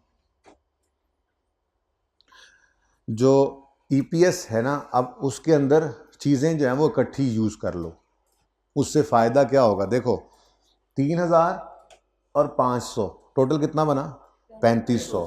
तो जो मैंने यहाँ पर अर्निंग्स और वेटेड एवरेज शेयर्स लेने हैं उसमें 3500 लिख लेता हूँ। वो सही है ना? बेसिकली मैंने 3.5 बताना है कि कैसे निकला। 3.5 कैसे निकला ये बता देते हैं, आगे ब्रेकअप हमने वैसे ही दे दिया, वर्किंग के अंदर हमने ये काम किया हुआ, ठीक है ना। ये ज़रा इजी है, इससे ज़रा नोट्स कम बनेंगे, ठीक है जी। ये जी मेरी इनकम स्टेटमेंट होगी मुकम्मल, एक्सट्रैक्ट, ठीक है। अब मैं जाऊंगा नोट्स की तरफ, entity G, notes to the financial statements, notes to the financial statements पूरा लिखना पर्चे में। ये जो डबल स्पीड में सुन रहे होते हैं ना उनके लिए मैं स्लो कर देता हूँ, ताकि ये बात तो कम से कम सुन लें। For the year ended 31 December x1, for the year ended भी पूरा लिखना जी। नोट का नंबर कोई बता दो, कभी इस भाई की भी मान लें। किसने बोला एक? वैसे एक तुमने बोला, आज तुम्हारी मान ली, ठीक है। जान दे। तो यहाँ पर नोट्स का रेफरेंस होता है। अच्छा यहाँ पे ऐसे नोट्स नहीं लिखना सर, हमने ऐसे नहीं लिखना, तो यहाँ पे नोट 1 लिख दिया करो, कोई मसला नहीं है, ठीक है। N1 लिख दिया करो, no issue at all. Note number 1, ठीक है जी। नोट नंबर 1 किसका है जी? अर्निंग्स पर शेयर का, अर्निंग्स पर शेयर। और यार फाइनेंशियल स्टेटमेंट्स दिखानी थी, किसी बात पे कहा था, किस पे दिखानी थी वैसे?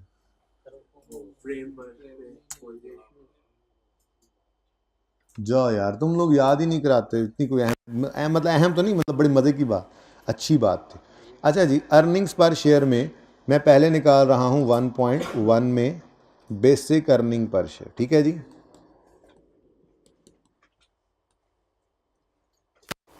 बेसिक अर्निंग पर शेयर का फॉर्मूला बताइएगा, earnings over weighted average ordinary shares.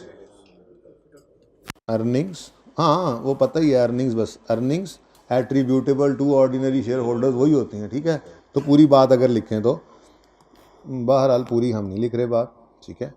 Earnings attributable to ordinary share holders divided by, ये वेटेड एवरेज भी पूरा लिखना है आपने, weighted average number of shares. ये क्या है जी? ये रुपीज़, ये अर्निंग्स रुपीज़ में होती हैं और ये नंबर ऑफ शेयर्स है, ठीक है ना। यूँ लिख सकते हैं हम, ज़्यादा अच्छा हो जाए, वेटेड एवरेज शेयर्स और ये नंबर्स में, ओके। ये ज़्यादा अच्छा लग रहा है ऐसे, क्या ख्याल है जी? बोलें अर्निंग्स, बोलें अर्निंग्स। अर्निंग्स 3000 और 500 कितनी? 3500।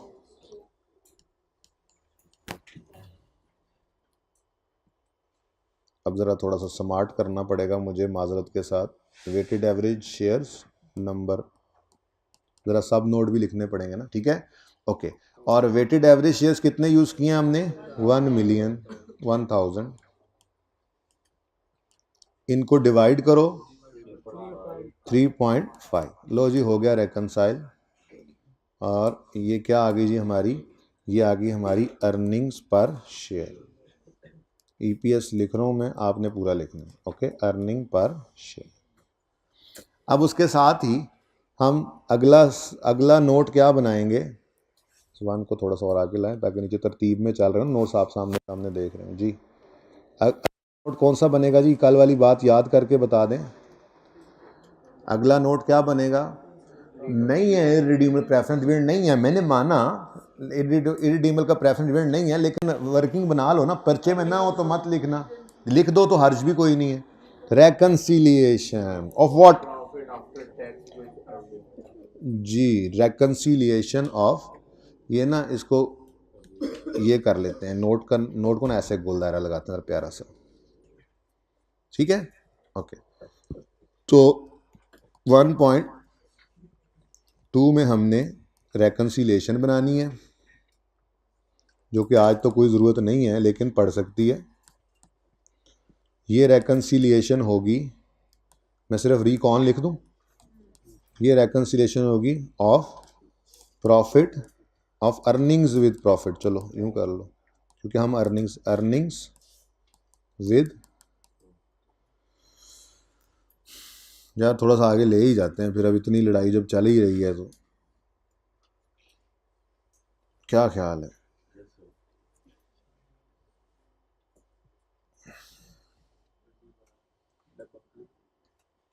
क्यों नहीं डब्बा दोबारा बना लेंगे? डब्बे का क्या, केक तो अंदर ही ना अभी भी।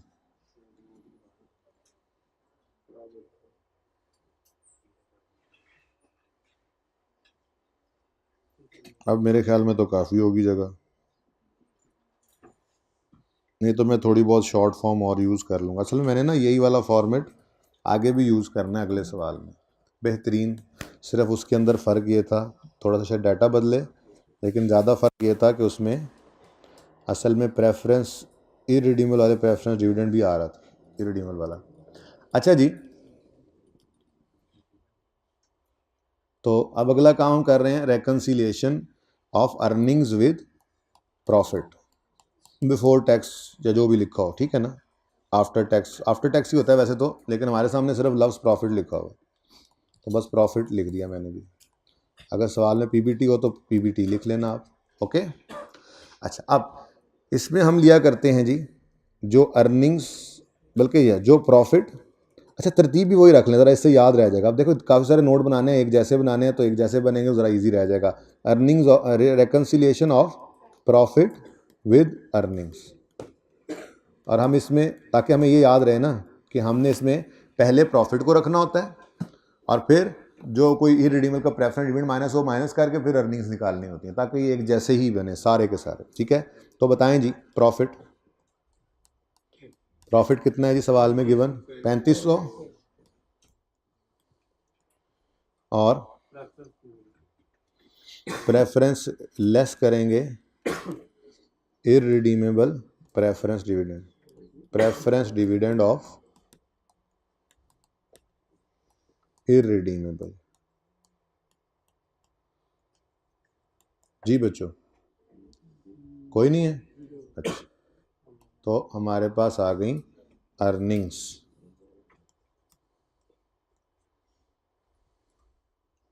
ये हमारा पहला सब नोड बन गया।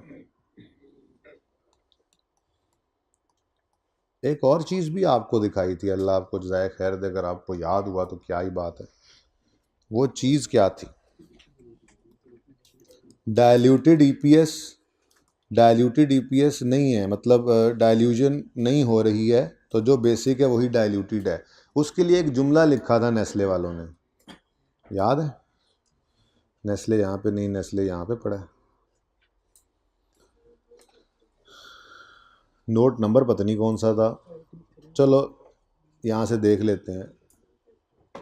ये रही हमारी ईपीएस, ठीक है जी। बेसिक एंड डाइल्यूटेड, ये तो हमने भी लिख लिया है, पहले ही लिख लिया है ना, क्योंकि नज़र नहीं आया। Basic and diluted EPS. उसके बाद नोट 33 में गए हम।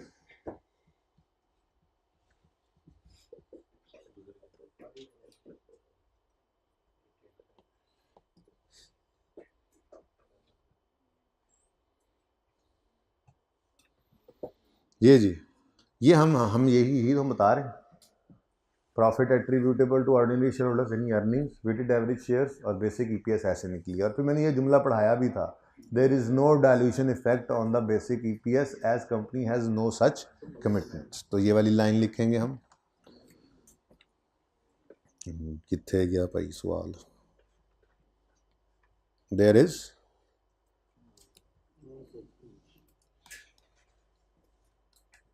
no effect of dilution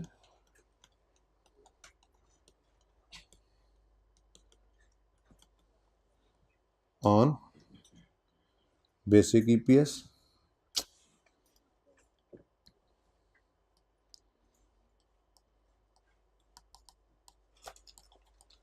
as the entity has no convertible instruments। यही लिखा हुआ था, चलो यही ठीक है, इंस्ट्रूमेंट्स, यही कमिटमेंट्स। वो फिर याद ना रहे तो याद रह जाता है। ठीक हो गया जी। तो इसलिए हमने ऊपर जो लिखा है वो बेसिक एंड डाइल्यूटेड लिख दिया। ले जी, ये नोट आपके होमवर्क में था।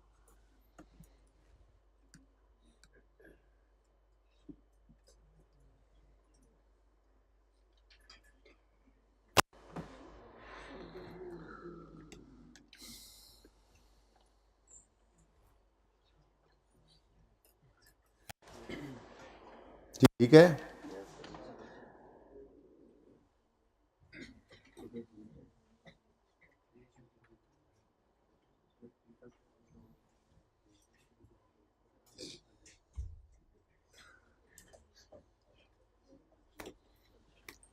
जी बच्चों, अभी भी ज़रा प्रैक्टिस जारी रखते हैं।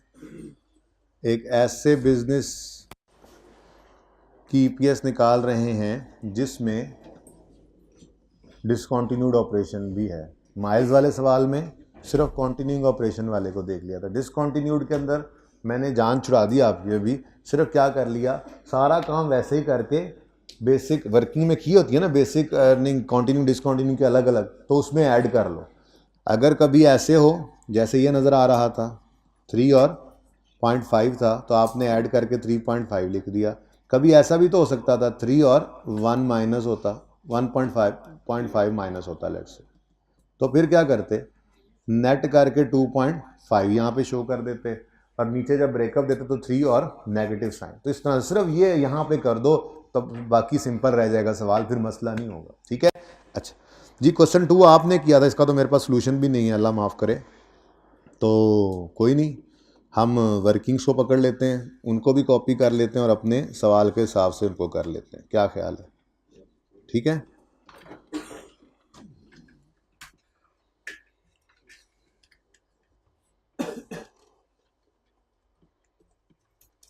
कहाँ ले जाऊँ? यहाँ रख लो। वर्किंग्स तो फिगर ही चाहिए ना बस एक बार। जी, सवाल क्या था आपके होमवर्क में? 38। ये क्वेश्चन नंबर 37 है। करवा दिया था वो भी मैंने, तो यहाँ पे नहीं लिखा हुआ मैंने कहीं, शायद आगे पीछे कहीं लिखा हुआ मैं ले गया हूँ, ये सज्जे खब्बे हैं नहीं है। चलें ठीक है, छोड़ें, अब हो जाता है 1 मिनट में। जी बच्चों, entity G made a profit same है फ्रॉम कौन, ये भी सेम है। ओहो, लॉस हो जाता काश। इसको सवाल को बदल लें, बदल के घर कर लें। अच्छा, it paid ordinary dividend of 150 and preference dividend of 65। सबसे पहले तो ऑर्डिनरी डिविडेंड को काटा वाटा कर दो। उस वक्त हम सीधी लाइन लगाया करते थे, फिर हमने स्नेक हमारे पास आया था कैश फ्लो के टॉपिक में, ऐसे ही है या आइए सेट में आ गया था, कैश फ्लो में आया था। चलें जी, it paid preference dividend of 65, ordinary तो गया, अब प्रेफरेंस सिर्फ तब आएगा जब इरिडीमेबल होगा। पिछले सवाल में उसने लिख दिया था कि classified preference shares are classified as liabilities, तो हमने कहा था इसको भी इग्नोर कर दो। लेकिन यहाँ पे क्या कह रहा है आज वो, the preference shares were correctly classified as equity. इसका मतलब ये प्रेफरेंस डिविडेंड तो रेलेवेंट है। जा रहे हो, नहीं आओगे क्या? बड़ी अहम क्लासें हैं। अच्छा जी, तो जी जल्दी से देखें। प्रेफरेंस डिविडेंड 65 का, प्रेफरेंस डिविडेंड 65 का सवाल में आए, और यहाँ पे आके हमने देखा इस वर्किंग में ये तो 3000 ही है, ये भी 3500 ही है, लेकिन 3000 में से हमें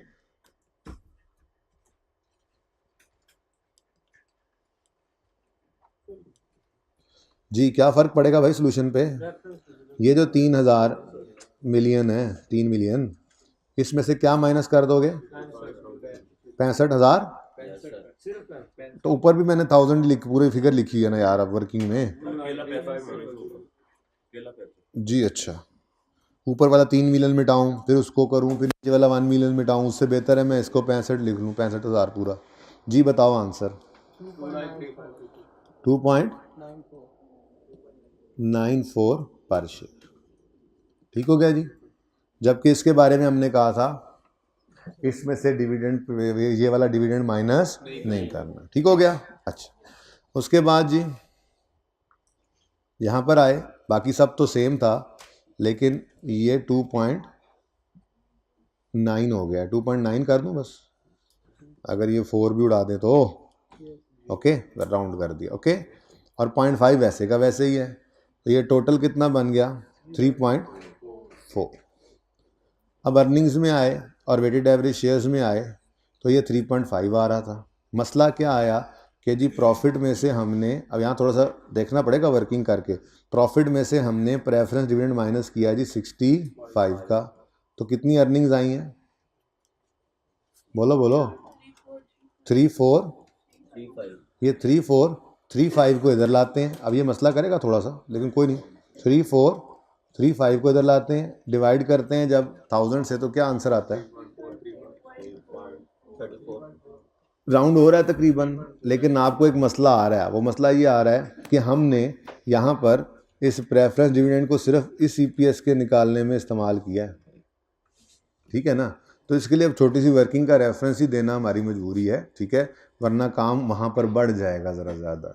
अगर आप करना चाहो इस सूरत के अंदर कि जी हमने इसमें प्रेफरेंस डिविडेंड को चूँकि माइनस किया है, तो फिर अर्निंग्स को आपने कॉन्टिन्यूइंग और डिसकॉन्टिन्यूइंग को अलग अलग आपको दिखाना पड़ेगा।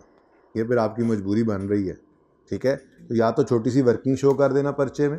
ये बात समझो प्रॉब्लम क्या आई है, प्रॉब्लम क्या आ रही है? दोनों मैच करके ज़रा बताओ इसका आंसर। 3435 को बताओ डिवाइड करके। 4 और ऊपर वाला कितना था? 2.94 ही था। सुबहान अल्लाह, बेहतरीन, 4 ही करो। अच्छा जी 3.4, वर्किंग को छोड़ो फिलहाल, चलने दो आगे। 3.4 कैसे निकला जी? ऐसे निकला। ये कैसे निकला? ये जी ऐसे, ये जी ऐसे निकला।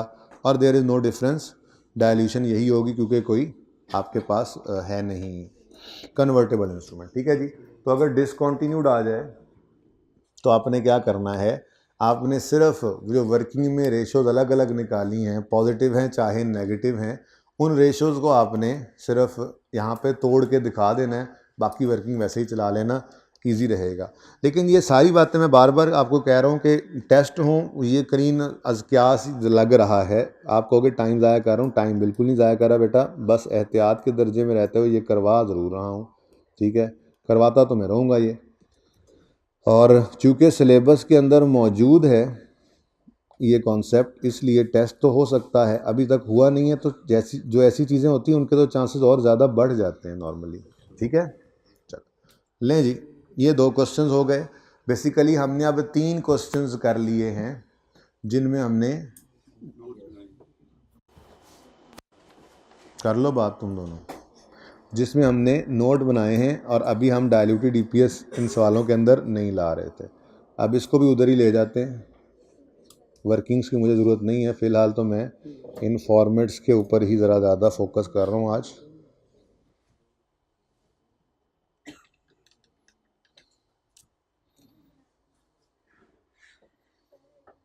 बेटा पिक्चर बनाइएगा, वहीं पर ही बना लीजिएगा, इधर ला तो रहा हूँ इनको।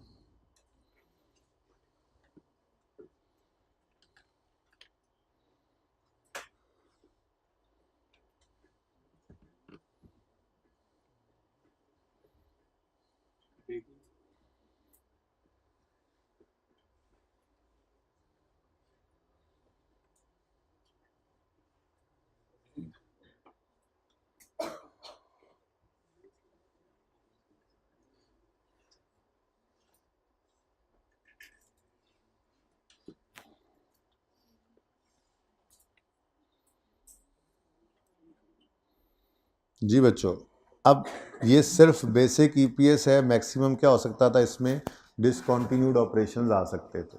तो बेसिक ईपीएस हो, डाइल्यूटेड ना हो अगर, तो सिर्फ एक ही सब नोट बनता है, मतलब अर्निंग्स पर शेयर कैसे निकली और उसका एक सब नोट रेकन्सिलिएशन क्या है अर्निंग्स की और प्रॉफिट की। जब ये डिफरेंट होता है तो बना दे, ना हो तब भी बना दे, कोई इतना मसला नहीं होता। इसके अंदर आए, इसके अंदर सेम सारा कुछ चला, बस डिसकंटिन्यूड आ रहा था। तो मैंने कहा इसको छुपा कर देखो, उस सवाल में और इस सवाल में कोई फ़र्क है। 3.5 ईपीएस यहाँ पे कैसे निकली, 3.1 आज 1. ठीक है। और रेकन्सिलिएशन क्या है, यहाँ कुछ नहीं था तो मैंने लिख दिया। हाँ, एक लाइन और यहाँ पे हमने ऐड की हुई है, जो लाइन हमें यहाँ पे भी ऐड कर लेनी चाहिए, ताकि आपको ये ना हो कि शायद पहले सवाल के अंदर इसकी कोई ज़रूरत नहीं थी। इसकी बिल्कुल ज़रूरत थी, बिल्कुल सेम सब कुछ चल रहा है। तो there is no effect of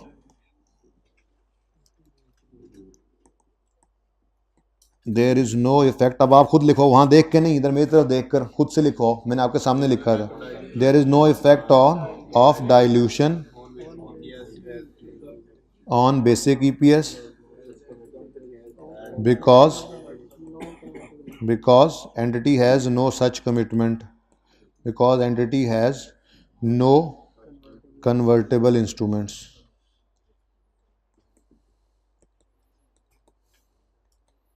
ठीक है जी। और अगर हों तो फिर ये नहीं लिखना, फिर उसके लिए आपने 2 नोट्स और बनाने। अब मैं उसी तरफ जा रहा हूँ। ठीक है जी। तो ये 3 सवाल जो हैं, ये क्वेश्चन नंबर 11 है।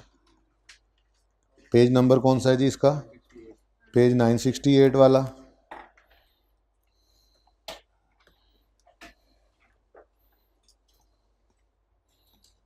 पेज 968। ये क्वेश्चन 37 है। इसका पेज कौन सा था भला, 5। और ये 520। ठीक है जी। चलिए, अब बेसिक ईपीएस तो बस यही है, इसके नोट्स समेत सारा कुछ कैलकुलेशन हमने सीख रखी है। हाँ, बाकी सारा नॉलेज आपको है। अगर वेटेड एवरेज शेयर्स निकालने हों और उसमें राइट इशू है, बोनस है, स्प्लिट है, कंसोलिडेशन है, वो सारा नॉलेज आपको है। वो सारे काम करने के बाद अगर वो कह दे कि भी बेसिक ईपीएस भी निकालो और एक्सट्रैक्ट्स भी बना दो, तो ये एक्सट्रैक्ट्स हैं इनकम स्टेटमेंट के और ये नोट्स के।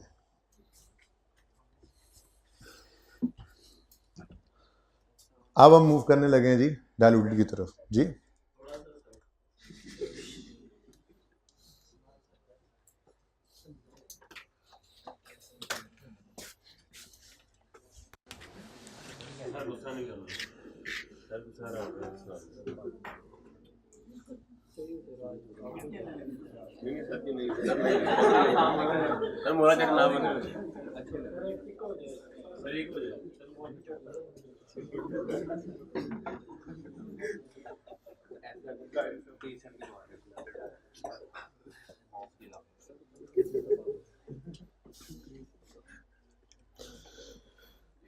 देखें जी, अब इन सवालों में बस एक छोटा सा मसला है, और वो मसला ये है कि प्रेफरेंस डिविडेंड नहीं था इरडीमेबल का, जो नज़र आएगा वो मैंने दूसरे सवाल में दिखा दिया। दूसरा मसला ये है कि अलग अलग सवाल है ना, चूँकि तो इसलिए इनमें न्यूमरेटर और डिनोमिनेटर सिर्फ एक ही था, मल्टीपल नहीं थे। लेकिन अगर मैं ये फॉर्मेट बना दूं तो जहां एक न्यूमरेटर में चीज़ ऐड करके दिखा रहे हैं, वहां पे जब 2 आ गई तो वो कर लोगे। जहां डिनोमिनेटर में एक ऐड करके दिखा दूंगा, फॉर्मेट है, सब नोट बना होगा, वहां पे जब 2 आ जाएंगी तो कर लोगे। याद है ना, तो बस फॉर्मेट बना लेते हैं। बेसिक का अभी तक उसने नोट नहीं बनवाया, डाइल्यूटेड कहाँ पे डालेगा, लेकिन हम बना लेते हैं, ठीक है। तो क्वेश्चन नंबर 8 हमारे सामने सॉल्व है। ये हमारी वर्किंग्स हैं, बल्कि क्वेश्चन 8 का सोल्यूशन भी अब हमारा सारा ही वर्किंग बन गया। मैंने कहा जी अज्यूम करो रिक्वायरमेंट थी इसकी इनकम स्टेटमेंट और बैलेंस शीट के एक्सट्रैक्ट्स बनाने हैं। क्वेश्चन नंबर 8 ये हमारे सामने है पेज 967 पे। 8A हमने बनाया था ये, 8B हमने बनाया था यहाँ कहीं पे करके ये, और 8C बनाया था ये। तो ये सारे सवाल भी लिखे हुए हैं आपके पास, ये सारे सॉल्यूशंस भी मौजूद हैं। फिलहाल मैं उस तरफ बिल्कुल भी नहीं जाऊंगा, बस अब इसके डिस्क्लोजर्स की तरफ जा रहे हैं, ठीक है ना। चल, तो क्वेश्चन नंबर 8 में पीबीटी गिवन था, फिर टैक्स माइनस करके पैट दिखाएंगे, फिर आगे नोट बनाना शुरू कर देंगे। करें शुरू। नाम पता नहीं क्या है कंपनी, कोई नाम नहीं है, बेनाम।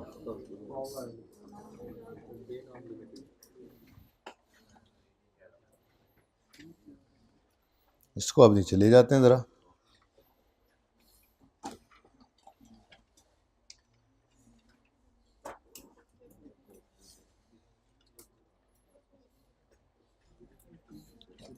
यहाँ ये कुछ यहाँ से कुछ निकल कर इधर गया था, ये ज़रा तीर को साथ मिला दें, बाद में मिलना ही नहीं है। ओए हो, इधर से यूँ जाएंगे, किधर किधर किधर, अच्छा ये इधर आया पड़ा है। ओके ओके,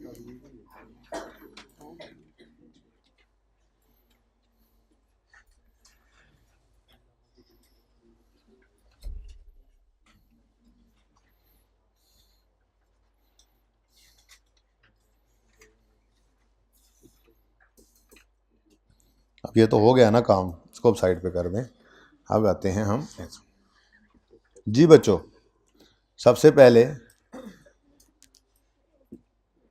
कंपनी नेम है कोई नहीं मेरे पास, फिर स्टेटमेंट ऑफ कंप्रीहेंसिव इनकम, लेकिन सिर्फ एक्सट्रैक्ट्स बना सकूंगा, पूरा तो डाटा नहीं है। ईयर एंड कोई था बताया हुआ इन्होंने? अल्हम्दुलिल्लाह ईयर एंड भी नहीं है। कंपनी का पीबीटी है, बस जी जिस साल के एंड पे खड़े थे बस वहीं सारा कुछ हमने कर दिया ये, ठीक है। तो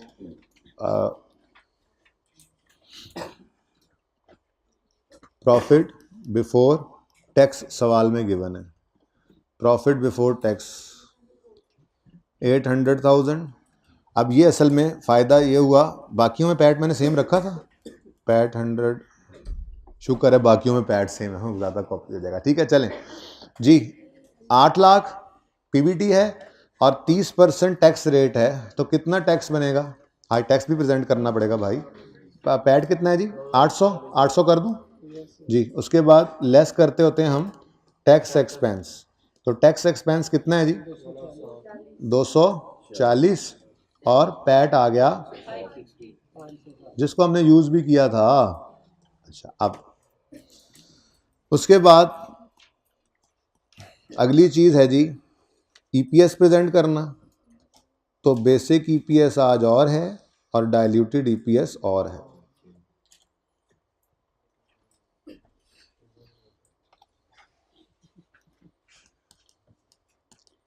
बेसिक ईपीएस सवाल में जो कैलकुलेटेड है चीज़ें आप वही उठाएंगे, ठीक है ना। बेसिक ईपीएस कितनी है जी? 11.2, डाइल्यूटेड ईपीएस है 9.8, ठीक है। तो 11.2 और 9.8 डाइल्यूटेड ईपीएस है, ऐसे करके हम इसको भी शो कर देंगे 9.2, ठीक है। 8 है, अच्छा। अब इसके लिए हम कहते हैं जी कि नोट नंबर कौन सा 1 लगाया हुआ है आज, ओके, नोट 1, और इसको देखते हैं फिर कौन से नंबर में जाएगा, ठीक है ना। हो सकता है आगे आगे जाके हम उसको 1.1 1.2 कर देना, ठीक है। चलो नोट 1 को ही देख लेना जी, डायरेक्ट ऐसे ही कह देते हैं। अब ये मेरी इनकम स्टेटमेंट का एक्सट्रैक्ट पूरा हो गया, ठीक है।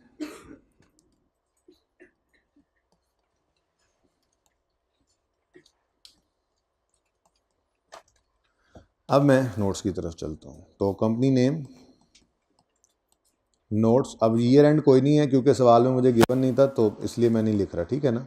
Notes to the financial statements for the year होते हैं 12 नोट्स, ये आपको पता है, जिसमें नोट नंबर 1 आज क्या आ रहा है, अर्निंग्स पर शेयर। आगे मैं हो सकता है नोट नंबर चेंज कर दूं, उसकी वजह है आगे इसको 1.1 बेसिक कर लेते हैं ना, हाँ ठीक है, एंड पे लिख लेते हैं जी। तो 1.1 में बेसिक, ये गोल गोल नहीं कर रहा है इसको, अच्छा 1.1, वाह जी वाह, सुभान अल्लाह। बेसिक, दूर की बात नहीं है, इधर देखो अभी लिख कर आए हैं, earnings per share basic EPS, basic earning per share, तो 3.1 ये बनाया था, ऐसे ही है ना, बेसिक, ये यहाँ पे ऐसे जगह बेसिक और फिर आगे डाइल्यूटेड कर लेंगे, तो बेसिक 1.1 मैंने कर दिया, ठीक है ना, कोई ऐसी बात नहीं कर रहा हूँ मैं। तो basic 1.1, basic earnings per share निकालनी है तो अर्निंग्स लेते होते हैं और वेटेड एवरेज शेयर्स, ठीक है जी। कितनी अर्निंग्स ली थी ये सवाल से, अब देखें, बाकी सारे काम तो हुए पड़े हैं। कितनी अर्निंग्स, 5,000। इसमें से एक अगले वाला बनवाऊंगा, उसके बाद फिर अगले दो आप स्पून से बना लेंगे, क्योंकि सेम है ना, दो काफ़ी होते हैं जी। बेसिक अर्निंग्स पर शेयर, क्या अर्निंग्स कितनी यूज़ की हैं जी, 5,60,000। यहाँ पे आके हमने लिखा 5,60,000, 560 लिखेंगे, 560,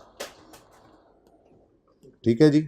उसके बाद weighted average number of shares कितने यूज़ किए हैं जी, 50,000, ये बेसिक वाली बात चल रही है अभी, ठीक है ना जी। तो 50,000 शेयर्स यानी 50 शेयर्स। अब 560 को 50 से डिवाइड करो, ज़रा आंसर बताओ, यही वहाँ पर भी यही निकला, तो ज़ाहिर है यहाँ पर भी यही आना है, 11.2।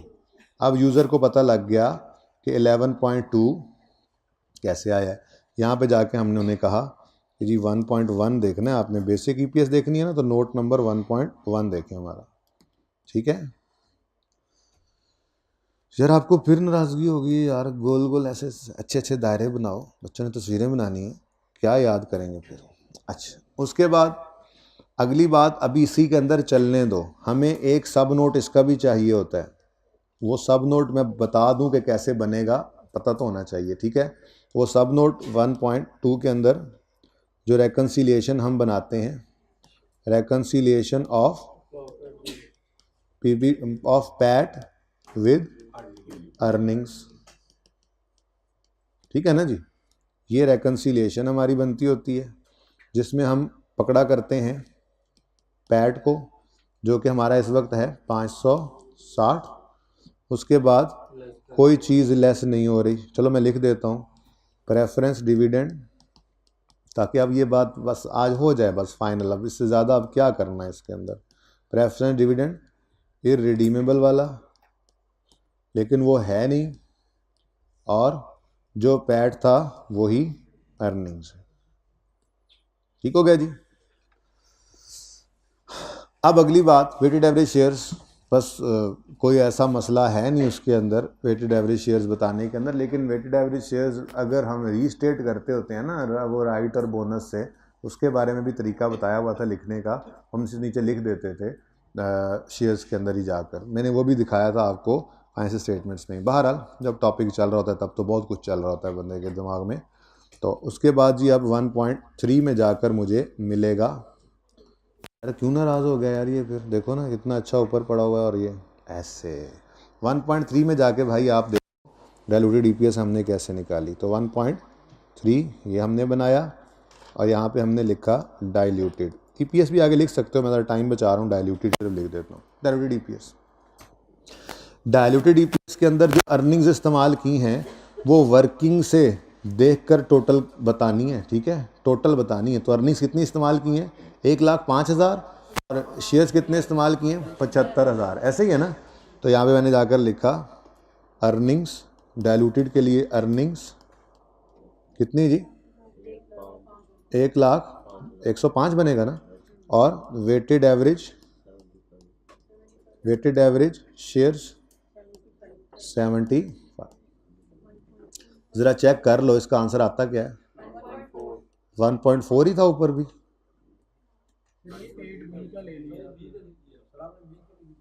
अच्छा सॉरी सॉरी सॉरी सॉरी जी, 560 जमा 126 डिवाइड बाय 70। 560 जमा 126 कितना होता है? 686। और नीचे कितना है जी? 70। तो बोलो, बताओ फिर ईपीएस कितनी आ गई? 9.8। देखें तो यही है, शुक्र है यूज़र को पता लगता जा रहा है। ठीक है, अब यूज़र की तस्वीर कैसे बनेगी, मुझे तो ये परेशानी हो रही है। तो मैं ज़रा यूज़र की तस्वीर को ज़रा इधर आगे ले आऊँ और ज़रा थोड़ा सा इसको ऊपर ले आऊँ। समझ रहे हो ना, तरतीब में ही चलते जाते हैं, लेकिन मैं ज़रा इसको उठाकर इधर ला रहा हूँ माजरत के साथ, ताकि आप लोगों की तस्वीर के अंदर कुछ चीज़ नज़र तो आए। इससे ज़्यादा अब तस्वीर वो नीचे इधर जा रहा था, ऐसे ऐसे तस्वीर, अब ऐसे तस्वीर में क्या नज़र आना था किसी को? ठीक है ना। तो ये कॉन्टीन्यूटी चल रही है नोट्स के अंदर, मैं ज़रा उठा के इसको इधर ले आया। ओके, और सही है। अच्छा, अगली बात,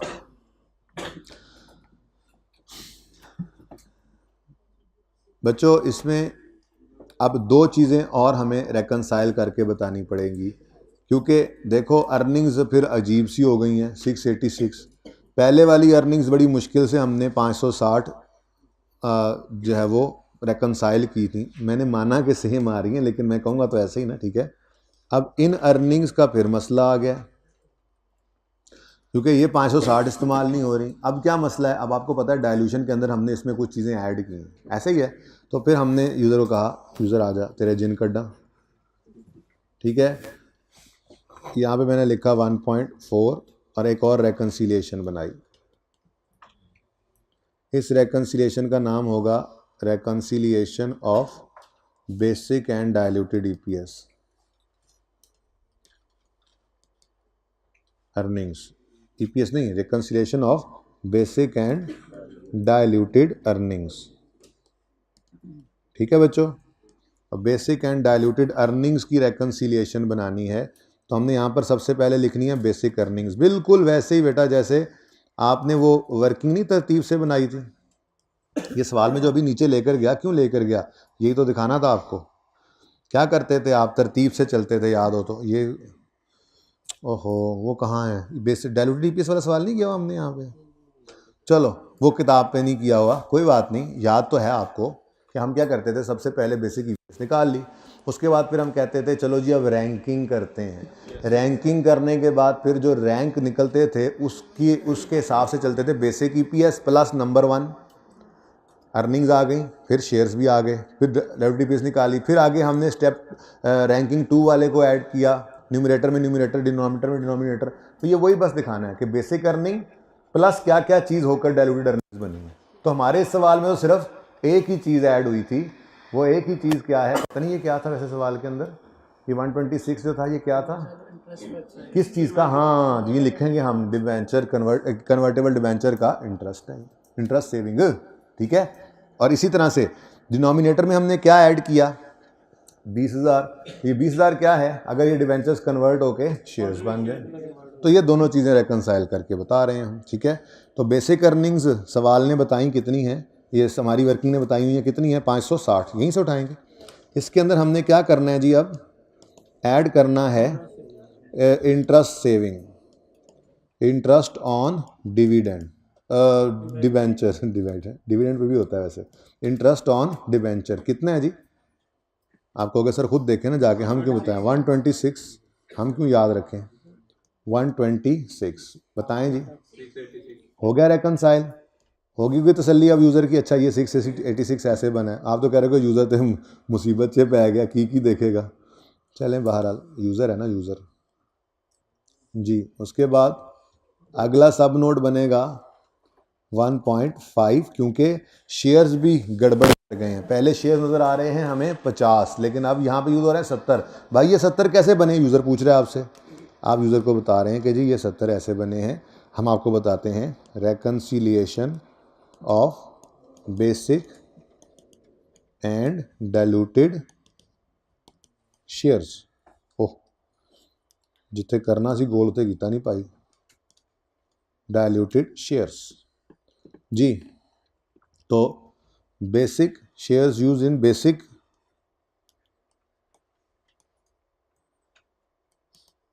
शेयर्स इन बेसिक ईपीएस, ये कितने हैं जी? 50 ऐड की है हमने इनमें कन्वर्टेबल डिबेंचर्स 20 और ये बन गए हैं 70। ठीक है, तो ये रेकन्सिलिएशंस बनी और ये है टोटल पूरा नोट। इसमें अब कोई भी चीज़ नहीं रह गई। ठीक है जी, इसमें बेसिक भी है और डाइल्यूटेड भी है। मैक्सिमम क्या आ सकता है उसकी भी तैयारी कर रखी है हमने। मैक्सिमम ये आ सकता है कि यहाँ पे इरेनियम का प्रेफरेंस डिविडेंड आ जाए। ठीक है, अच्छा अब अगर मल्टीपल चीज़ें आ जाएं, अगर ठहर जाओ थोड़ी तस्वीर और बड़ी कर देता हूँ, गुंजाइश है।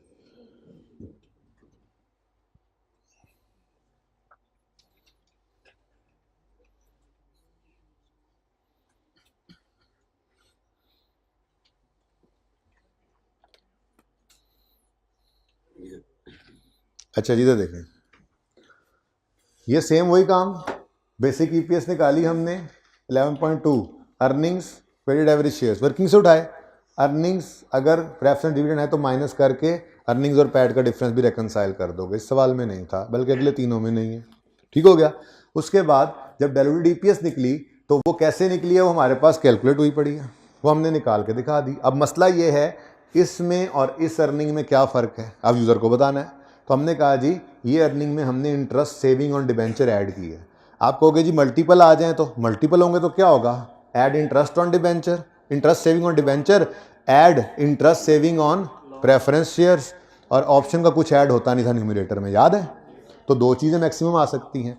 और नीचे ये शेयर्स और इन शेयर्स में क्या फ़र्क है जी, वो डिबेंचर्स कन्वर्ट करके देखें तो भाई अगर 3 चीज़ें हैं 4 चीज़ें हैं तो जितनी हैं वो सारी ऐड करते जाओगे। Add debentures converted, add converted preference shares, add options, वो जो आपकी कैलकुलेशन हुई पड़ी सिर्फ उसको उठा के लिखना है आपने।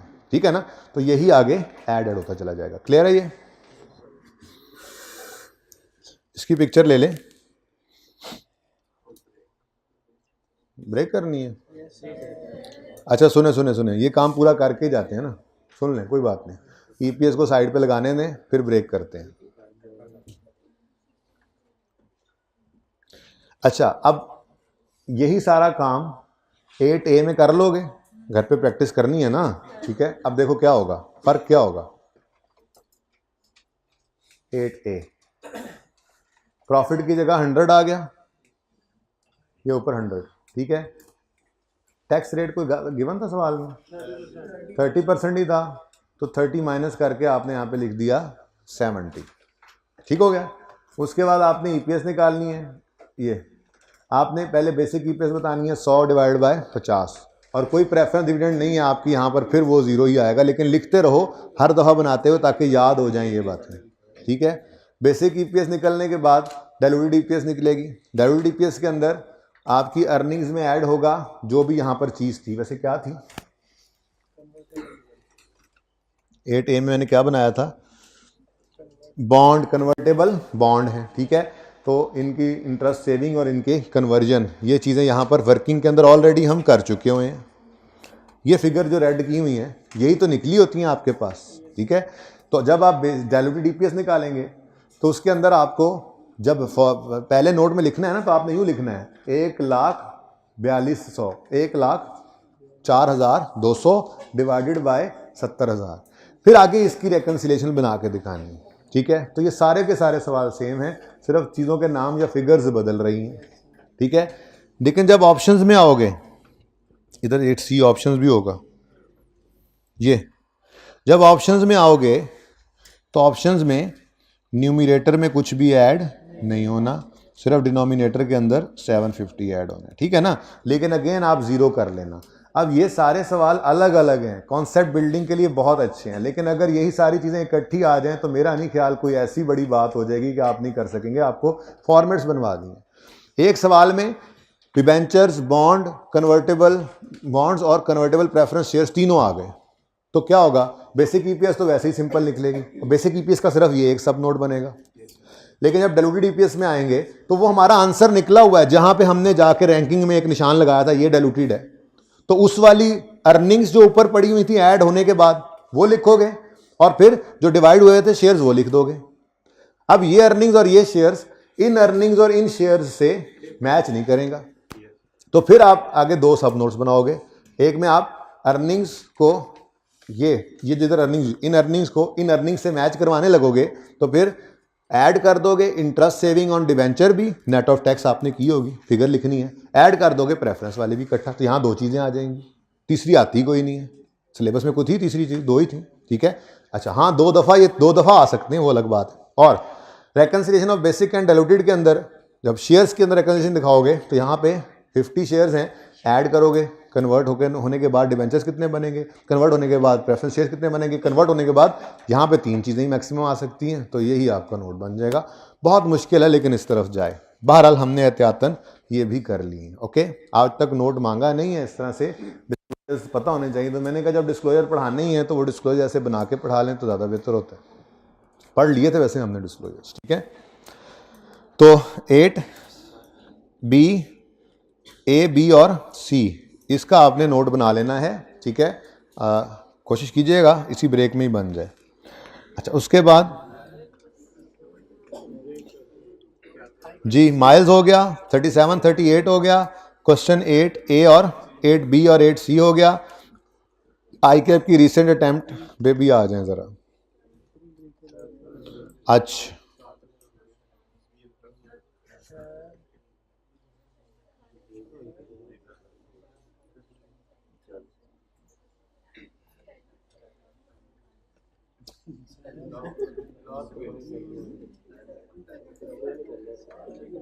मत छेड़ो, इस वक्त जो फ्लो चल रहा है वो फिर नहीं नसीब होगा, बता रहा हूँ। ये बस तकरीबन 10 से 1 मिनट की डिस्कशन है, उसके बाद छुट्टी कर लेंगे, मतलब ब्रेक कर लेंगे, ठीक है। ओके, सुन लो, कोई बात नहीं बेटा। कितनी देर की रिकॉर्डिंग हो गई? 1 घंटा 55 मिनट हो गई है। चलें ठीक है, इस सवाल को आप पढ़ें, ब्रेक के बाद इस सवाल को कंटिन्यू करते हैं। इसको ब्रेक कर दें।